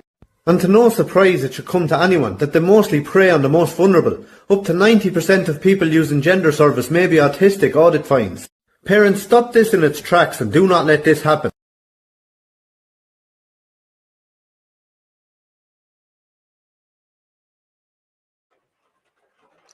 We can't let this happen, lads. Like, come on. We can't be letting this come into the schools and everywhere else. And this TENI, like, I had my fair share of this TENI. Like, I walked with a guy who turned into a girl. Well, he's still a guy, as far as I'm concerned. Like, you know what I mean? But, yeah, and he brought in this TENI crowd, and it was just woke. That's exactly what they are, you know? And you can't let that come into the schools. This whole thing now is to make it, how would you say, that you have to do it now. That it doesn't matter what Enoch Burke did, but it did matter what Enoch Burke did, and it still matters what Enoch Burke does. We need to get there. And by the way, he's in court in the morning at 10:30. If you can make it in, please do. I'll see can I get in myself in the morning. I might try and get in there first thing in the morning. I'll see. I don't think I have anything on. I'll check the diary. I even have a little diary now where I write in stuff and all. I never used to do that now because there's so much stuff to do now. It's crazy. 20-year TV bingo RTE. Yeah. Unbearable. It's unbearable, Paul. Yeah, it is. It's the git never misses the mark. No, he doesn't. Lads, I'm just going to throw up. I'm not going to throw up, obviously. I'm just going to throw up the Revolut thing there. If he wants to buy us a coffee, I've already put it in the what you call it. So I'm just gonna share this. Anyone wants to buy a coffee, can you please do? There you go. I'll just throw her up there. The git never misses the mark. He's always spot on. Yes, he is. And get halal out of the schools. Yes, we need to. Teach the kids and stop this horse shit other stuff. It's simple. No, I agree with you. Mate. It's called having a spine, mocking Christianity. Speaking of Christianity, World Hijab Day is the 1st of February, St. Bridget's Day. Why would you do that? That's making a mockery of St. Bridget's Day. Like, you know what I mean? So, having common sense. What does that say? Anyone pretending to be someone they're not are committing fraud and should be charged with doing so. Yeah, you're right, Mike. Halal mocking Christianity. That's all they're doing. There's an all-girls secondary school in Galway City that sent out emails to parents to see if they would be happy with trans kids attending the school. This is not right. No, it's not right. What court will Enoch be in? Does anyone know? I don't know. He's in the High Court. I know he's in the High Court. Listen, you get into the High Court, you'll see where he is. Trust me, you'll meet someone. Philip O'Dwyer, your friend who had the operation is a superhero. He's one of the X-Men. Philip O'Dwyer, that's someone acting the maggot again, I think. Halal out of Ireland. We don't want or need that satanic shite. No, we don't. He's in the High Court. Yeah, Neil Cheap. Yeah, he's in the High Court tomorrow. You'll find him. Trust me. You will find him. Lads, we're flying there. Fair play to you. Up to 900 there now. Am I being shadow banned? We are being shadow banned. I was just looking there as well at Susan Delaney. Susan Delaney's not getting very many, she's not getting as many hits or people looking at her stuff than she used to. Everybody's being shadow banned at this moment in time. Everybody. Fair play to everyone. 900. Thanks very much. You can do us there as well. You can buy us a coffee, or we'll just put that in there. Thank you very much. Losers. David Fox. How are you, David? A sovereign, neutral nation. Is it so much to ask? And I should have added Catholic. 900. Not bad. Yeah, not bad, Chris. But like, usually we'd be up to 1,700. We need to be double. And don't forget to email and call. Yes. But I'll be going on to the vaccines now in a minute. There's a few vaccine videos we want to talk about. So we'll talk about them in a while. So there you go. Anyone wants to buy a coffee, fair play to you. Thank you very much. There's the stripe number there. Alan Crogan. The asbestos is not just in the roof. It's in the foundation, the floors, the interior and exterior walls, offices and gaskets, etc., etc. It also has ammonia in the walls, high reading of pH and more. Yeah. Excellent, Alan. Alan was the man who done all of the investigation on this. Fair play to him. He was the one who brought all the asbestos stuff to light. So that's an even bigger bill for the owner of the building. So hurt the guy who tried to hurt your fucking people and hurt him financially. So yeah, big massive campaign now. Fucking Fingal County Council needs to be put under serious pressure for the owner of that building to, and this is the big thing, ensure he's not allowed to sell it. He foots the bill for demolishing it. And do you know what? He should build a fucking Coolock Community Resource Centre for Indigenous fucking Coolock residents. And that should be his fucking punishment for what he tried to do. Philip Ward, I wasn't mocking. I was referring to your friend who was born a man and changed to a woman when I said he was, Transformer. I remember you saying that before, Alan Crogan. The whole place is a fucking death trap for the community. It is. You had him on the show. He was on the show, wasn't he? We spoke. We went into it in great detail last year. Yeah. Fair, I now have all the accounts I normally would have just seen automatically. Yeah. No, he has all the shit. He has everything. They are a family, a couple of a brother and a sister. Yeah, that's who they are. This was discussed at the IRL forum ahead of the National Women's Council. She gave introduction on what parents can do and has templates, letters available for parents to send to the school boards. Brilliant. That's great. Is Fair that play. yeah, Thanks, Sunshine. that's Yana, is it? Yeah, Yana, yeah. absolutely good stuff. I'm willing to bet that's a target. Yeah, 100%. What's the phone number to send info? Send you info. There it is. There, you can send it to me there. 089 406 5986. 089 406 5986. Okay.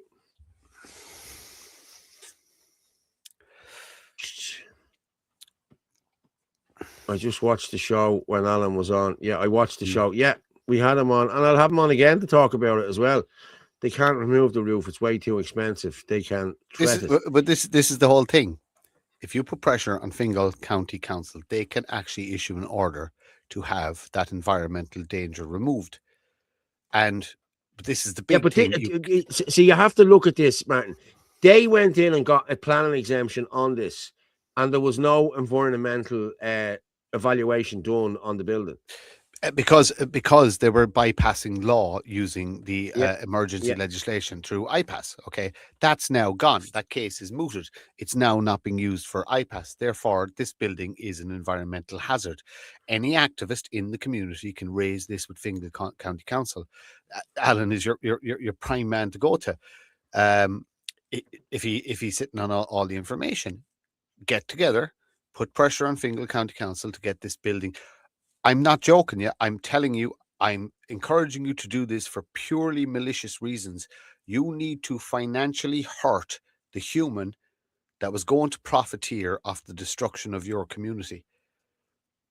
Because, again, like he set the example of how to fight back against the state, you can set the example of how to legally put consequences on these profiteers. The Healy Rays, the fucking Banty fucking whatever his name is, McT or whatever, Banty McT or whatever. I can't remember. McEnany, yeah. McEnany, yeah. Freudian slip there. But you can financially hurt these people after the fact and discourage others from getting involved in the IPAS trade. I'm telling you, Kulak, you're the people to fucking do it. Just do it. Pressure on Fingal County Council. You want that building removed safely. You want an Irish company to make money out of it, and you want the fucking guy who tried to destroy your community to fucking lose his fucking shirt in the process. Yeah, and this is how you do it without ever firing a shot. Somebody just sent me in there more stuff. I haven't had a chance to go through them videos. Sorry, my bad. The forecourts. Thanks for the shout out. Dublin says no. We'll be there about 10. Yeah, Mick will be there, will he? I'll talk to Michael then myself in the morning when I get there. What's in that? That's in relation to? For the forecourts tomorrow, Enoch Book, 10:30. Oh, very good, very good, very good. Did he? I haven't seen the news. Did he get picked up again, or what's the story here? I don't know whether he's back locked up or not. I know he's in court tomorrow, but I'll tell you what. He's making a mockery of the state and a mockery of the judicial system, and you know what? Fair play to him. Fair fucking play to him. Fair play to Ferg and all the people who supported Enoch from the fucking get go. Yeah, well done, well done. He's just showing you it's all fucking smoke, mirrors, and lies. You get as a man or as a woman, no one can summons you. Just be aware of that. You cannot be summoned by anybody. So you get those letters in the bin. In the bin. Doesn't matter what it is, in the bin. Keep sharing that out there, lads. We're flying up there now again. You can get us at Fitzy Dub, at Anti Casey, at Rugamorph27. You get us on the Dealer Heron YouTube, at Irish Column, Dealer Heron, and Facebook, Paul Fitzsimons. So please, yes, somebody asked me there to send in a message, but I didn't get any messages there now. So let's go with. We had bad news again the weekend. Another girl died Friday night on the streets. And I was actually talking to my sister today and she knew her, you know, and listen, it's. So I'm just going to play Chris here now. This is Chris just talking about it. Okay. It's 3 dead in 3 weeks, lads. Like, that's a pandemic in itself. Like, you know what I mean? Come on. You know, Oh, I'm gonna play this and we'll come back. Do you know what, guys? I said it and it's after happening. Yet again, another death on the streets of Dublin. News just pouring in there that a young girl that we know, has seen her picture, know her very well, a young girl that tried everything to break the way she was living, to break the way, just wanted to try make things better in life. But maybe she wasn't ready. People may say, oh, how did she die? Doesn't matter how she died. Another death lost on the streets of Dublin again. That's 3 in the space of 2.5 weeks. We're in the month of January and already we've had 3 deaths. Do you know what? Government, you need to cop on, grow up and start pulling your finger out of your arse and doing something about this. It's disgraceful. Absolutely disgraceful. I'm sorry for being angry, but I tell you, do you know what? That young girl deserved a chance at life. She deserved a chance at life. It's absolutely disgraceful to know that young people are dying on our streets, literally dying. Do you know what I just want to say to her family? I don't want to say the girl's name, just want to say rest in peace first of all, and I hope you get the best bed in heaven.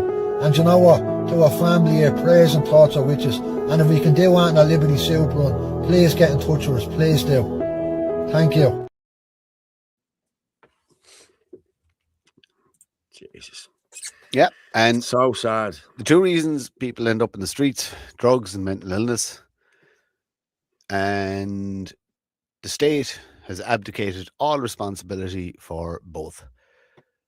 There's no funding, there's no anything, there's no help there for anybody who falls in hard times. Drugs are fucking endemic in this country, and unless we start talking about it and having serious conversations about it, and unless you start shunning, again, personal responsibility, shunning the drug dealers and drug pushers in your community, the country is never going to heal. Mental illness is another one. There's loads of broken people out there. COVID broke a huge fucking section of our society. People don't want to talk about it. COVID broke marriages. It broke fucking people's will. It broke. We had problems before that, but it's fucking quadrupled them. Yeah. You know, and there's no fucking supports out there. And then fucking phones and the fast society we live in made everybody cold and not caring and this, that. Slow down. Everyone, slow down. Slow down. Yeah. Ask the guy you're talking to or the woman you're talking to, are you okay? Is there anything I can do to don't let anybody abuse you or use you. It's not what I'm saying. I'm just ask everyone to slow down.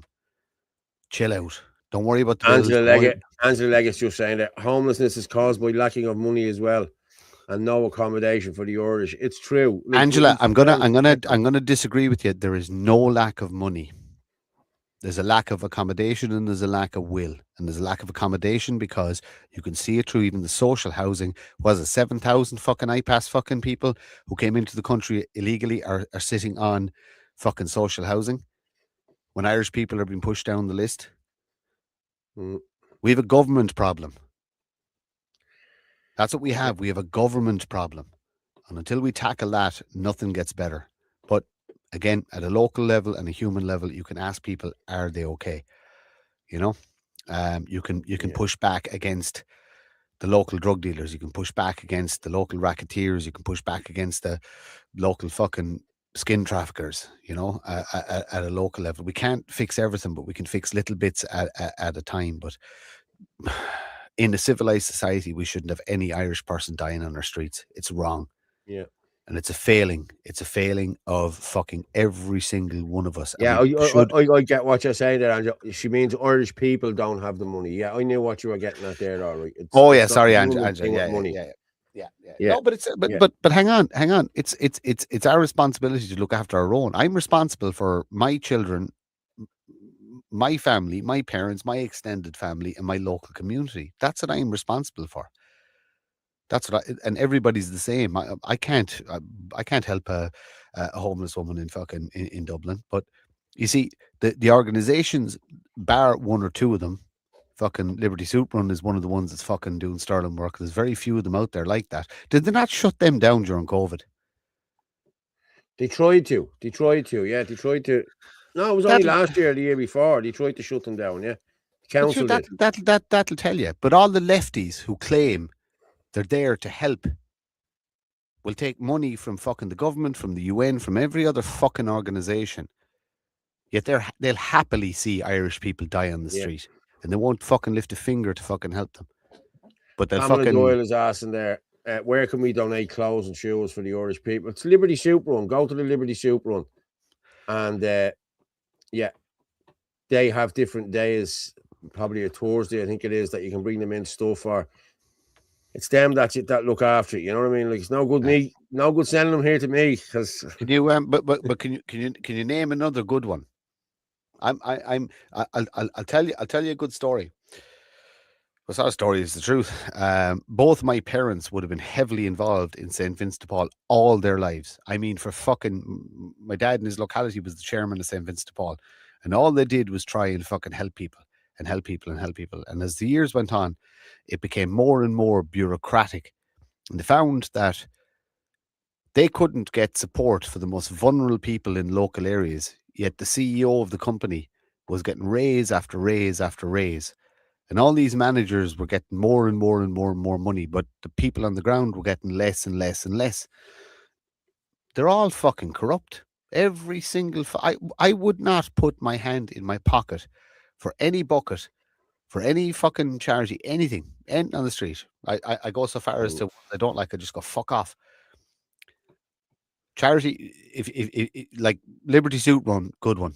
We actually need to compile a list of actually good. We need to do this through Sinn Féin, a list of good charities that you can actually donate to, that we know are not corrupt, that are back. Well, now, Mike Jordan now from Ohio, I've said this before, but why aren't there groups of Irish patriots out there patrolling the streets, all volunteer basis, 7 hours doing a week?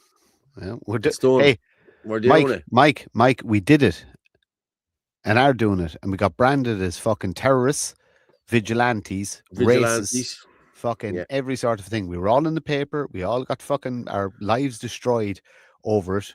We got linked to criminality. We got fucking, the state came after us. Fucking, I mean, full fucking blown. The full iron fist came down on top of us. Didn't stop us. We still do it. They're still active in certain areas. The street patrols are still going on in Cork. The street patrols are still going on in Dublin.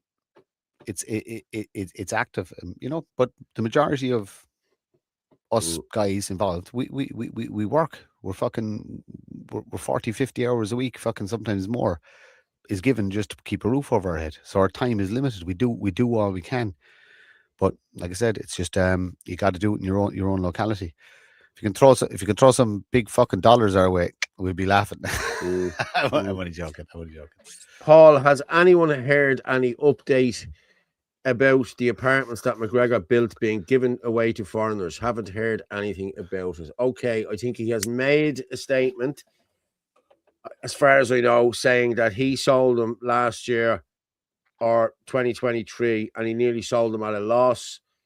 But I think he gave it to the council. The council bought them. But like, let's be honest, lads. You're selling them to the council. You know where they're going. They're not going to go to Irish people. We all know that. You know, come on. So I'm not knocking them, or I'm not saying anything, but like, you built them and you gave them to the council. The likes of Clwyd or them other ones get them. You know what I mean? So, yeah, it's...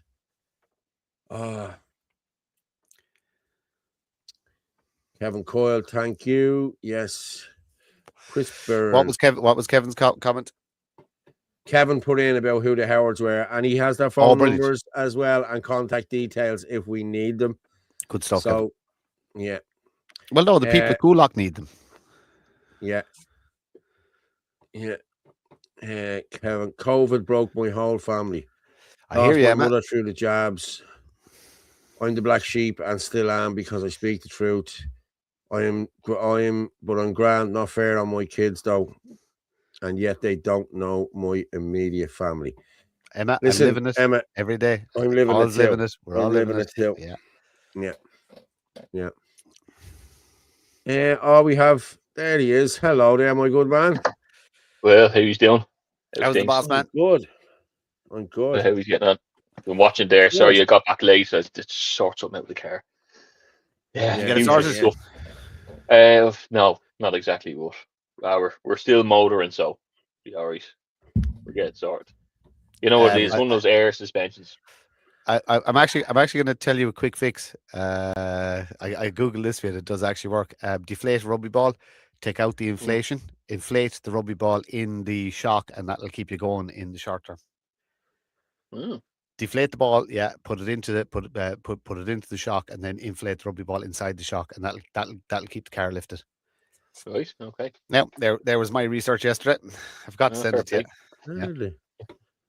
I like your backdrop there, the Gale Force Media. what you We think? didn't say too much about it. Now, to be honest. Yeah.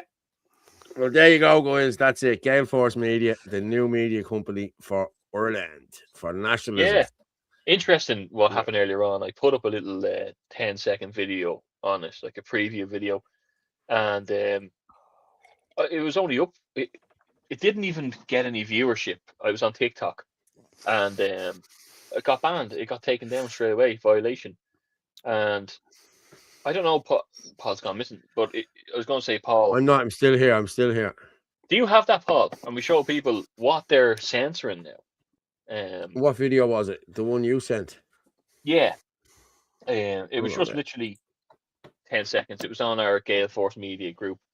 Hold on. Gale Force But it made Media. me think, it's interesting that got censored. It's like an alternative media organization that we're trying to launch, and there's no wording in it, just images of the different shows, and they wouldn't even let it up. And of course, no violation reasons or anything like that. Yeah, very interesting. I see Martin's already kicked off his podcast.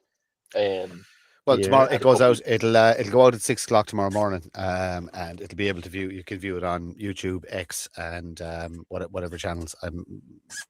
Whatever channels the Irish column goes out on, and one or two of my own. So it's an interview with a guy called Murlock Murphy. I met him through Spaces. He's just great conversation on legal.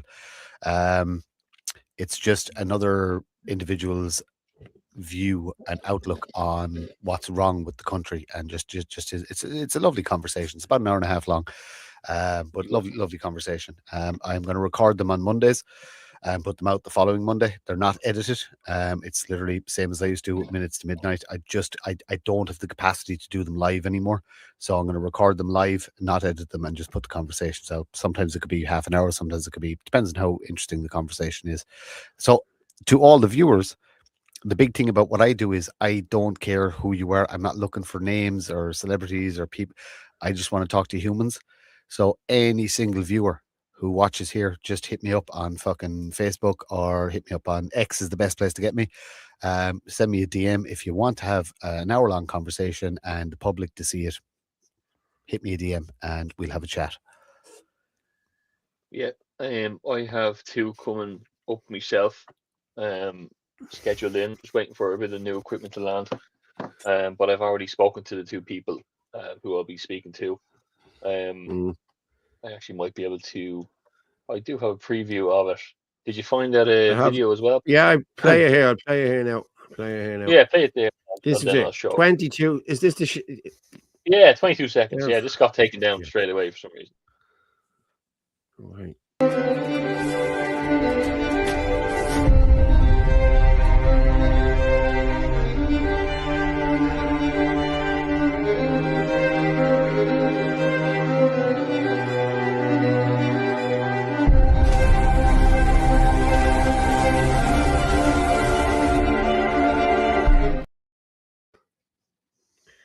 And TikTok took that down. Took that down. Yeah. Yeah, I'd say your account is just flagged for fucking. They have the AI on your account like a fucking. Yeah. And look, there's lefties just sitting there waiting for you to post to start reporting as well, like. Yeah. But it's out. It's out on other platforms. So look, the viewers here know what we've been at for the last couple of years. They know we're skin in the game. We're good people.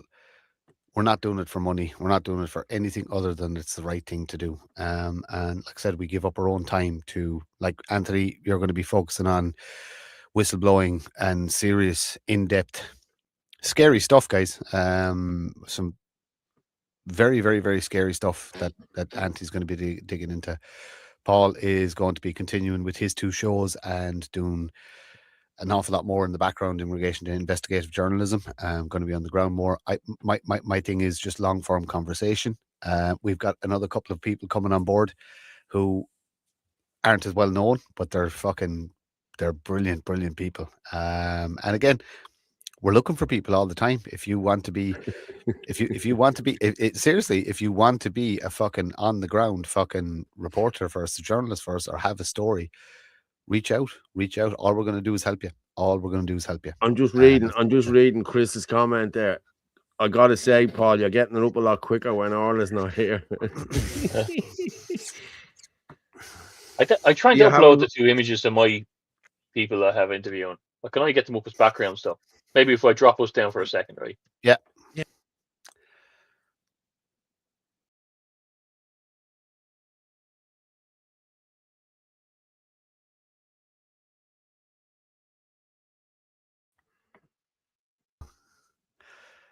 I'll be Aaron and Aaron Power, is it?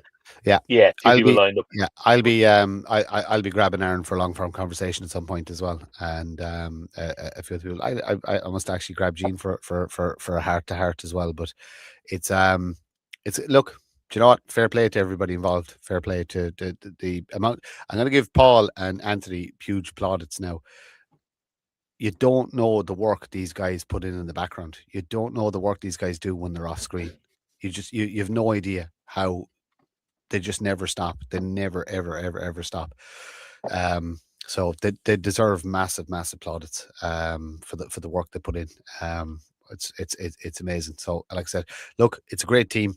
If you want to be involved, just reach out. If you want to set up your own show, just reach out. We'll help you. And like it's the Joe Rogan thing. He said everybody should have a podcast.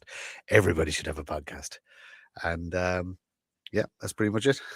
Yeah, no, and look, there's a lot of us doing a lot of stuff on the ground there as well. The my stuff won't just be whistleblower stuff as well. There will be a lot of that, but probably other narratives like Clan Olga is something I'm helping Aaron and a few others that want to remain nameless at the moment, but it's the youths movement. And Gentle Poet, there's 2 different age demographics there that aren't the same as us. There's how a call to the youth is what Aaron's one will be, and Gentle Poet, and that might delve into a bit of her stuff as well. But I'll go to them. It'll be in person. But yeah, I know we mentioned it earlier on. Liam, looks like he's taking the mantle there for the Shinadina show, which is great. Liam's been regular here. Liam does massive work as well. Look, they all do massive work in the background. It took us all to build this, and we're just been ramping up this year. So I'm excited for this year. It's going to be great. There's also a thing I want to say there real quick. You're talking about the homeless and a poor young woman dying. There is a homelessness watch in Shinadina over on the other platform. I do know that someone already reached out in Tipperary. Someone put the word out that they know of a person in their 50s in such a place, and that's right. Living in a car. Yeah, I heard that. Yeah, and that's what it's about. And we're hoping to, if people can identify them things and put it into that group, and we can all look after each other in the community. So it's obviously a big issue, and we want to help where we can. And we've done this. We've been doing this for the last year as well. Like I remember, just an Irish homelessness watch. Just if you're in that group, that same person's around there. It's particularly quiet. Does anyone have any blankets to get out there? Maybe sort them out. Small stuff, but there's always someone who can do. Yeah. RE Gale Force Media. I recently read Gerald Pollack's new book, Charged. Gerald explains how weather works, e.g. clouds, the weight of 1 million elephants float due to electrical repulsion. Okay. I'm going to be honest, talking to clouds, I was watching the match today with the kids, and man, it was like X's and O's, like, you know what I mean? And I says to one of the daddies, I says, there's tomorrow's snow. What do you mean? I said, what do you mean? What do I mean? Look up. I said, have a look up there. Do you not see anything? They're just planes. I thought, okay, fair enough. What did he say? Don't look up. Did you ever see that show? Don't look up. Yeah, the movie. But you know what's interesting? And we wanted to do this, and we highlighted the Ireland First evidence files there recently. You know, just a bit of a preview on it. But I wanted to put together a kind of a leaflet or an initiative where, like, talking about that cloud seeding, the sun dimming, that's all been spoken about in the UK news, in the Washington, all, you know, legislation has been passed in the US with all this stuff. In Ireland, some people are just so with their head buried in the sand. Like, you'd have to root this out. Here you go. You know, there it is, there, right in front of your eyes from main media news. There's all the studies on it, and then people are like, "Oh well, you know." It's very difficult to get across to people lately. I see my father. I think I said this recently. Me and my father went for a pint in a local town, and there's a woman there who advocated for the COVID vaccines. And thank God I got my COVID vaccine. I would have got away worse and all this kind of thing. And my dad, who had taken one or two at the time, he had said, not at the time, but a few years ago, had said, but do you not think that there was massive cohesion here? Do you not see like what they were doing and all the stuff that's come out since then? Everyone, you know, in your 50s and 60s, everyone knows someone who's died and stage 4 cancers and everything in the last few years. And she just looked straight at the wall. I was looking at her. I didn't even say anything. And tears welled up in her eyes. She shook her head, emotionally triggered straight away, and locked down from the conversation. There was no intellectual conversation to be had. Like we spoke about it before a few weeks ago when they unturned all them thousands of doctors' certifications from abroad, you know, the fraudulent certifications. We were talking about that. We were talking about that a few months ago when we had Miranda Jackson on as well. These things are happening. So you need something, like even a QR code. This is the story of the vaccines. Here's your evidence. Here's your studies from other countries, because you're not getting this. Yeah. You're not getting this. This keeps going because you're allowing it to happen. Like, you vote in these people, that's fine, but your kids won't have a house. You know, you're never going to see them again. They're going to fly off to Australia where they can, and your price of flights will go up, and carbon taxes will go up on that, and you're going to be talking to them over Zoom calls for the rest of your life. Like, think about the future. I was at the door of a guy, an old farmer. This is my frustration with farmers sometimes. Knocking on his door until they're town the general elections with my 11-year-old son at the next door. And he says, "No, I vote Fianna Fáil, Fine Gael all my life, you know. My grandfather did." And I said, well, it's because of that mindset that he'll never have a house in this country, that he will not be able to have a future. You know, you have to stop thinking about your grandfather, maybe start thinking about the youth. And so hopefully Aaron, for that reason, might bridge that gap between our generation and the one below him, or his own, because he's obviously wide awake and he's an intelligent young man. He looks through all these things, and if he can resonate with them, then great, you know, and that's why it's important to have Aaron on. Watch his wax rope video he just put out there. That is the most informative, fantastic bit of information. It's on TikTok. I'm sure it's on his other platforms as well. But wax rope and basically how to make fire. He gives a live demonstration. Well done, Aaron, for sharing a very, very, very practical and useful skill. I have a question to ask. Does anybody know if the wax on Babybel cheeses is actually genuine wax and can be recycled into waxing ropes? So if anybody knows, I'm going to try it myself anyway, but if anybody knows off the top of their head, so I'm not wasting time, because I was just having a conversation about those little cheeses and how I could repurpose the wax. So if anybody knows that, let me know. Yeah, I had another point, but it's gone for me. It mustn't have been too relevant. Well, just in regard to the podcast that we're putting out, there is already Martin's Minutes to Midnight playlist on the Scale Force YouTube page, where you can look at all the older content. The same with Ireland Live, same with the AKC podcast, and this stuff will be put onto Spotify. A lot of it's on Spotify already. If you looked up Spotify or Apple Play podcasts or any podcast thing, you'll see the Irish Column. You'll see the AKC podcast. You'll see a couple of Minutes to Midnight, but it will be What Now Irishman, and you'll have the addition of Liam doing his show as well. The 5 Pillars of Truth was the kind of mindset behind it. So there is a website being created at the moment. It's 3 quarters of the way there. So yeah, it's and the show will be going out on the website as well, live from next week. Yeah. I see a comment there, and I might address it. Popping in. What? I see a comment there, and I might address it. That's all right. Any reason why you're calling women at 3 a.m.? Want to discuss nationalist views. Another one. So Another one. the reason why I'm highlighting this comment, Murphy, will you ever wipe your nose when you're in the Black Forge? So the reason I'm highlighting these people, that's a fake name because this person's a Yeah. coward. These are the stuff that gets put into the ICA group where people don't know the admins of, and they store up stuff when we make announcements. They can't hack it. You know, Yeah. they're so obsessed they have to create a store on their couch. Inability to build, inability to Look. create, inability to have coherent, honest conversation, mental, physical weaklings. Come see me. I do feel sorry Come for see me. people in there who think that they're in a good group. Maybe ask these people who they are. Exactly. You won't get an answer. But you know who I am. I'm right here. I'm at You all know the who pro Paul lists. is. You know know who who Martin I am. Murphy is. Still sitting here. Still proud. Still brave. Walk the Doing streets stuff. freely. You know, I'd love for that ICA group to do something productive for the country rather than talk about me and you all day long, man. Or Paul. I you know. know? They don't talk about me much. It's all you. They refer I to don't you. mind. They refer to Let them talk they- about they're- yours. They refer to you and the other two or three. So I presume that's us. We don't get called by name. But the reality is that the loser in the comments, and I love saying this, and this is one of my flaws. I'm so much better than you. Simple as that.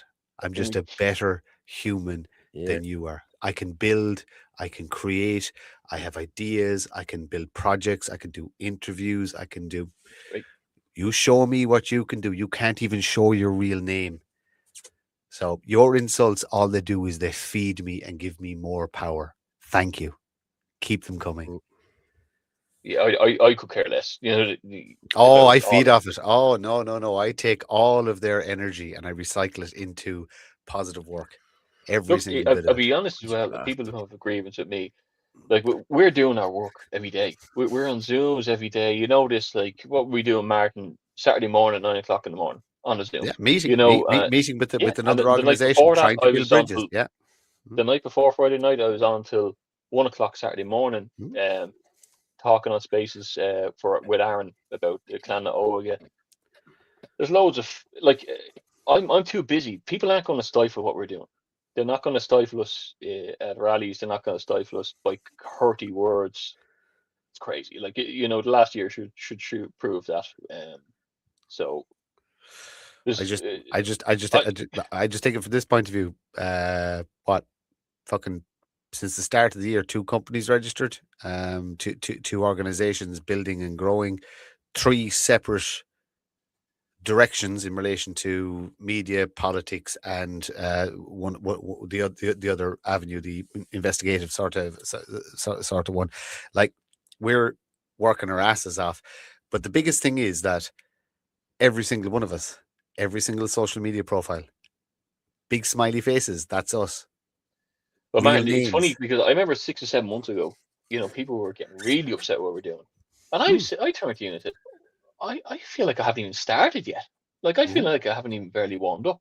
Like everything we do is putting in anti-trafficking intel, putting up media for reaching out to whistleblowers. These people clearly aren't on the side of the state because you disregard the personalities. People don't get on with people. You walk into a room with 20 people, you're probably not going to get on with a couple of people there.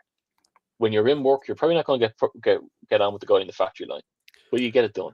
So we're here for a cause that's going to destroy our country, and these guys are saying, "Well, I don't like him." It's like, all right, you sit over there. Well, we do the stuff then, okay? Yeah, there's two issues. There are people with massive egos, and we all know who they are. But then there's an IQ problem. There are idiots who think they are X, Y, and Z. You know what? I'm not the smartest guy in the room, but I'm smarter than the average fucking bear. And I'm willing to put in the work, and I'm willing to inform myself, and I'm willing to fucking spend hours reading and researching and forming opinions. And my opinions change all the time as I get new knowledge. And then you have people who just have 4 or 5 fucking token lines. Get them out. Fucking Sinn Féin traitors. That's not good enough. Simple as that. If you want to fucking change the destiny of a country, you have to fucking start climbing the rungs of the ladder intellectually. It's as simple as that. Like I said, I am descending Mount Stupid. And if anybody Googles what Mount Stupid is, you'll understand exactly what I'm talking about. And I'm only descending Mount Stupid. I haven't even got to the depression phase yet, or I haven't even gotten to the enlightenment stage. But I'm descending Mount Stupid. I'm now aware that I don't know everything, and I've got so much more to learn. And I can only form opinion on what I understand, which is very, very little. These are the personalities we have. Then you've got people who think that you can just start a Telegram group and solve the fucking woes of the world by talking shit. We've purposely shut down one of the biggest WhatsApp groups in the fucking country in relation to nationalism. At the end of the month, it shuts down because we realize that, okay, that was about gathering people together. It was about gathering ideas, gathering communities, etc., etc., etc. But that turns into 90% watchers and 10% activists. And then we said, okay, that's not good. That's not going to solve the country. It was a great starting point. So now we've moved away from that. And that WhatsApp group will be shut down on the 31st of January. All of it. And those who genuinely bought into Sinn Féin and genuinely want to fucking put in the slog will move over to the new platform. It's as simple as that. You can call it a weeding process. You can call it a reality process. You can call it whatever you want. WhatsApp groups are not going to fix this country. Media will fix this country, alternative media, local activism, courage and humility, and being brave enough to keep going no matter what, because we're going to have losses. That's what's required. That's what's really, really required now. I'm doing my bit. Anthony Casey's doing his bit. Paul Fitzsimon's doing his bit. Orla's doing her bit. All the other people that we work with are doing their bit. Personal responsibility. What are you doing? Look in the mirror tomorrow morning and ask, what are you doing? What are you doing for your local community? How can you help? What have you built? And yeah, I'm throwing responsibility on your shoulders, but that's how we win. It's as simple as that. No generals, no leaders, no nothing. Everyone's a soldier. You have to fucking fight for what's yours. Yep. Sinn Féin has restructured. It's absolutely true. And you'll see a lot of very concentrated, topical committees in there. And I'm sure if you want to take a look at it, we do have adverts up. There is brochures. Go on sinnadina.ie, click on the brochure, the second tab, and you'll see everything that's involved. So yeah, it'd be great. The more these things are only as good as the people that row into it. So we obviously can't do it alone. You need a massive operation and massive cohesion and involvement to make things like this work. So we will be planning on doing a bit of tours, and we have an upcoming election as well with Mr. Fitzsimons that's going to be running it, Dublin Central. So you'll see us out there again as well. Lots of plans, lots of quarterly plans, lots of things to do, and great people. So Sinn Féin is woman, the best. I've made so many few new friends for life in the same mind frame. It's lovely to have a person on a wider community. It's a village. Fair play. Emma is very active in it as well, in fairness to her. Yeah, there is good people. It's your own clan. It's your like-minded people. You know, people who are wide awake to everything going on. What can we do about it? It's going to be a big year, and who knows what we can pull out of the bag. I reckon media-wise, we're onto a winner, because in fairness, we have so many colleagues that we're aligned with and affiliated with that we respect and respect us. We're going to have all we've done is big up since like they started and we started, the likes of Philip Dwyer, the likes of Niall McConnell, the good guys doing good work. All we've done is big them up, shared their content. You know what I mean. So look, we're on to a winner in relation to informing the public and basically opening up debate and conversation. They can't stop us. They'll try, but they're not going to be able to stop us. We're only going to get more and more and more people on board. And like I said, the more the merrier. We need producers. We need people who, guys who can do lighting, people who can offer spaces to let us do live interviews. We said it, we want to take the show on the road. We want to fill local halls with the Irish Column. We want to sit up and basically have interactive conversations and chats. And you know what? We won't be charging fucking €95 on the door. I can tell you that much. Well, look, I like I said, I heard some people. I heard some people got a cut in the door. Okay. Yeah. That's what I heard. I'm nothing to do with me. I'm just saying we won't be charging 95 fucking euros on the fucking door. No. Like I said, we the majority we do offer backs. I suppose the only thing we'd ever do is once we've covered costs, we're happy. But yeah, we want to take this thing on the road. But like I said, we're going to need help. And like I said, it'd be great. You know, what'd be great is, you know, the fans that are there, the guys watching every single fucking week, if they were willing, wouldn't it be great to have them up in the panel and actually be part of the panel live to have conversations? Because you give, without an audience, you don't have a show, and you give so much fucking input. So I'm not going to start naming names like Chris, Angela, like there's so many people there. It'll take me an hour to go through all the fucking names of these people, but you know what I mean? It'd be great. It'd be brilliant to have the fucking viewers. We've been threatening about an Irish column live show, like where you play videos, you get the feedback from the audience, you all have a bit of a laugh and bit of a live commentary, a microphone down the audience. It's another plan. Like the Irish column here, you see that we've structured into our own shows, and the Irish column we're trying to make into a panel show, a studio show. So look, if people want to help out with these things as well, there's a lot of setting up to do with this. We're only a few people who are trying to get this all organized. If you're in Dublin, or if you're in Carlow, if you're in Tipper area, if you're even in the West, whatever it is, reach out to us if you have expertise in setting up these types of things, or even know a good location where a studio could be. We have one or two, but we're all ears. But either way, yeah, there's just an evolution. I hate that word, but there is an evolution going on with our media campaign and structuring. Everything's been restructured. Ireland First, wait to see Ireland First this year. Massive plans. The whole thing is going to be going up a notch. Media, community, policy. Shannon Medina, Ireland First, Gale Force Media. Gale Force Media. Boom. That's it. Yeah. We took a look at last year. We saw what worked and what didn't work and what needed to happen. And we're only January, and already we are another stride up the hill. So, yeah, you know, it's funny. It feels like longer, but it's literally only a year since we started talking about the multi-pronged approach. Yeah, and fuck me, we've got some serious tentacles now. You know what I mean? Despite we have had setbacks. We've had massive setbacks, huge attacks. Internal, external, state, mainstream media. But we've still built. We've built and we've built and we've built and we've built. And like I said after the elections, I said nationalism was going to get very, very small. Yeah, our team got small, but fuck me, it's tight and it's productive. You know, we're doing the good work. We're doing the good job. I've no doubts in that. I never have a doubt in are we doing the right thing?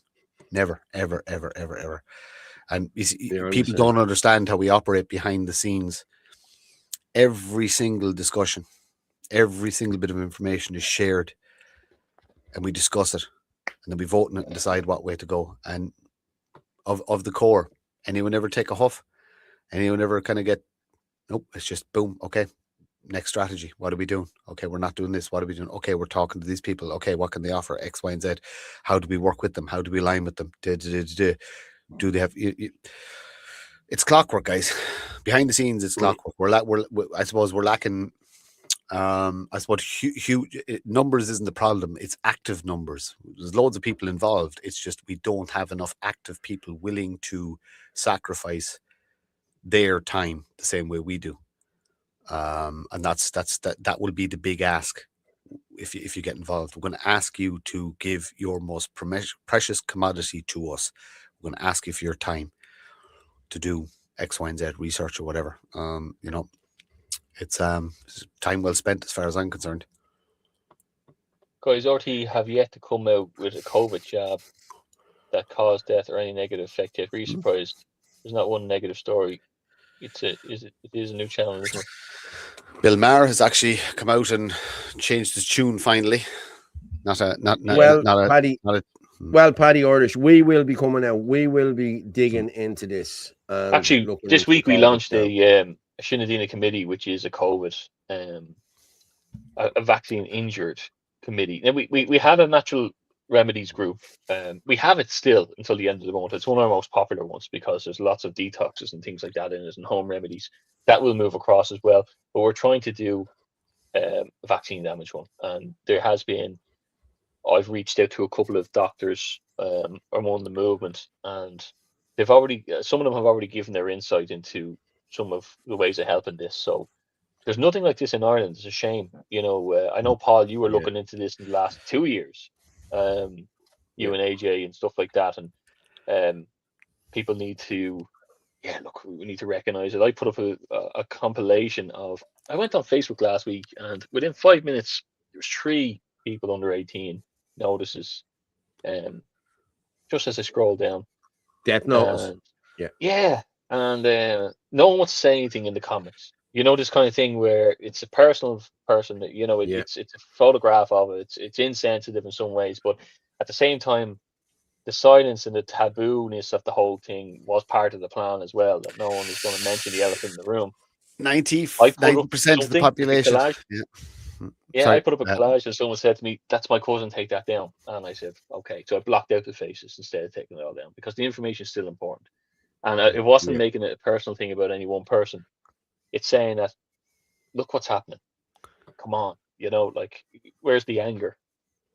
We go on, we talk about it every Sunday, and we try and push it out. But I don't want to see another camp. Like, the problem is, what happens next week if they announce a pandemic, a worldwide one, where we're creating a vaccine? Don't worry, you're still going to maybe get, maybe not 80 or 90, but you might get 50 or 60% of people still bringing their kids to that line. That's a scary thing. Is that our problem? Yeah, well, I think it is our problem. We need to keep highlighting it. How much responsibility do we bear? I feel in relation to COVID, I informed every single person that I physically speak to that was in with arm's reach of me of all the data for numerous years or months. So and it went into years. I have this online platform where we talk about it all the time. Like, how if it's this whole thing, you can lead a horse to water, but you can't force him to drink. I think the job is to lead them to the water, and you've done your part. We've done it. We've done it. And you know what? If people don't want to, I've empathy for those that are sitting with the ticking time bomb inside them. I understand. I do understand. And I have massive empathy. But I'm sort of done. I have to get real clannish. And the people who are awake, they're my primary concern. They're the people I have to protect, and they're the people I have to build a future for. Those that already know the truth, I'm more concerned with ensuring their safety, and I'd rather retreat with them behind walls to build a better future, knowing that I can have a future with these people, than waste time trying to wake up the NPCs that can never be woken up. Well, on that note, we will finish up for tonight, guys, because we're way over the time here now. We're at 2 hours 28 minutes, lads. Where the hell does the time go? Hell. Are you serious? Yeah, Jesus, exactly. Yeah. I'm sorry. Can you not get a bell or something to stop me talking? Just ring it. Just a bing. No, it doesn't matter. I shut up. But Martin, thank you very much. Cheers, Paul. Thank you for having me on, as always. Thank you very much for coming on with me. Thank you. I'll talk. Sorry, I'll put you back up. Go on. No, I was saying I'll talk to yourself and Anthony afterwards. Yeah. Talk to you in a minute. Yeah. Cheers, mate. Anthony, thank you for coming on, mate. Fair play to you. Just the last thing real quick, Paul, that Gale Force media there. That's going to be the big push for this year. Straight at the back. If anyone wants to help out, please do. I know you have the email address, Paul. Well, look, we'll be talking about it again next week or whatever. But look, thanks as always to everyone listening in. Great to see all the familiar faces and new as well. Thanks, Paul. Fair play. Thanks, Anthony. Talk to you in a bit. Well, everyone, I'm going to just change me. I forgot to do my background, but hey, there you go. We're there now. As I say every night, thank you very much, everyone. And by the way, we've just hit 1100 there. Fair play to everyone. Just hit 1100. Fair play to everyone for coming in and commenting and doing what they did, I'm going to leave you with this. But as I say every night, the truth is like a lion. You don't have to defend it. You just let it loose and it will defend itself. Good night and God bless.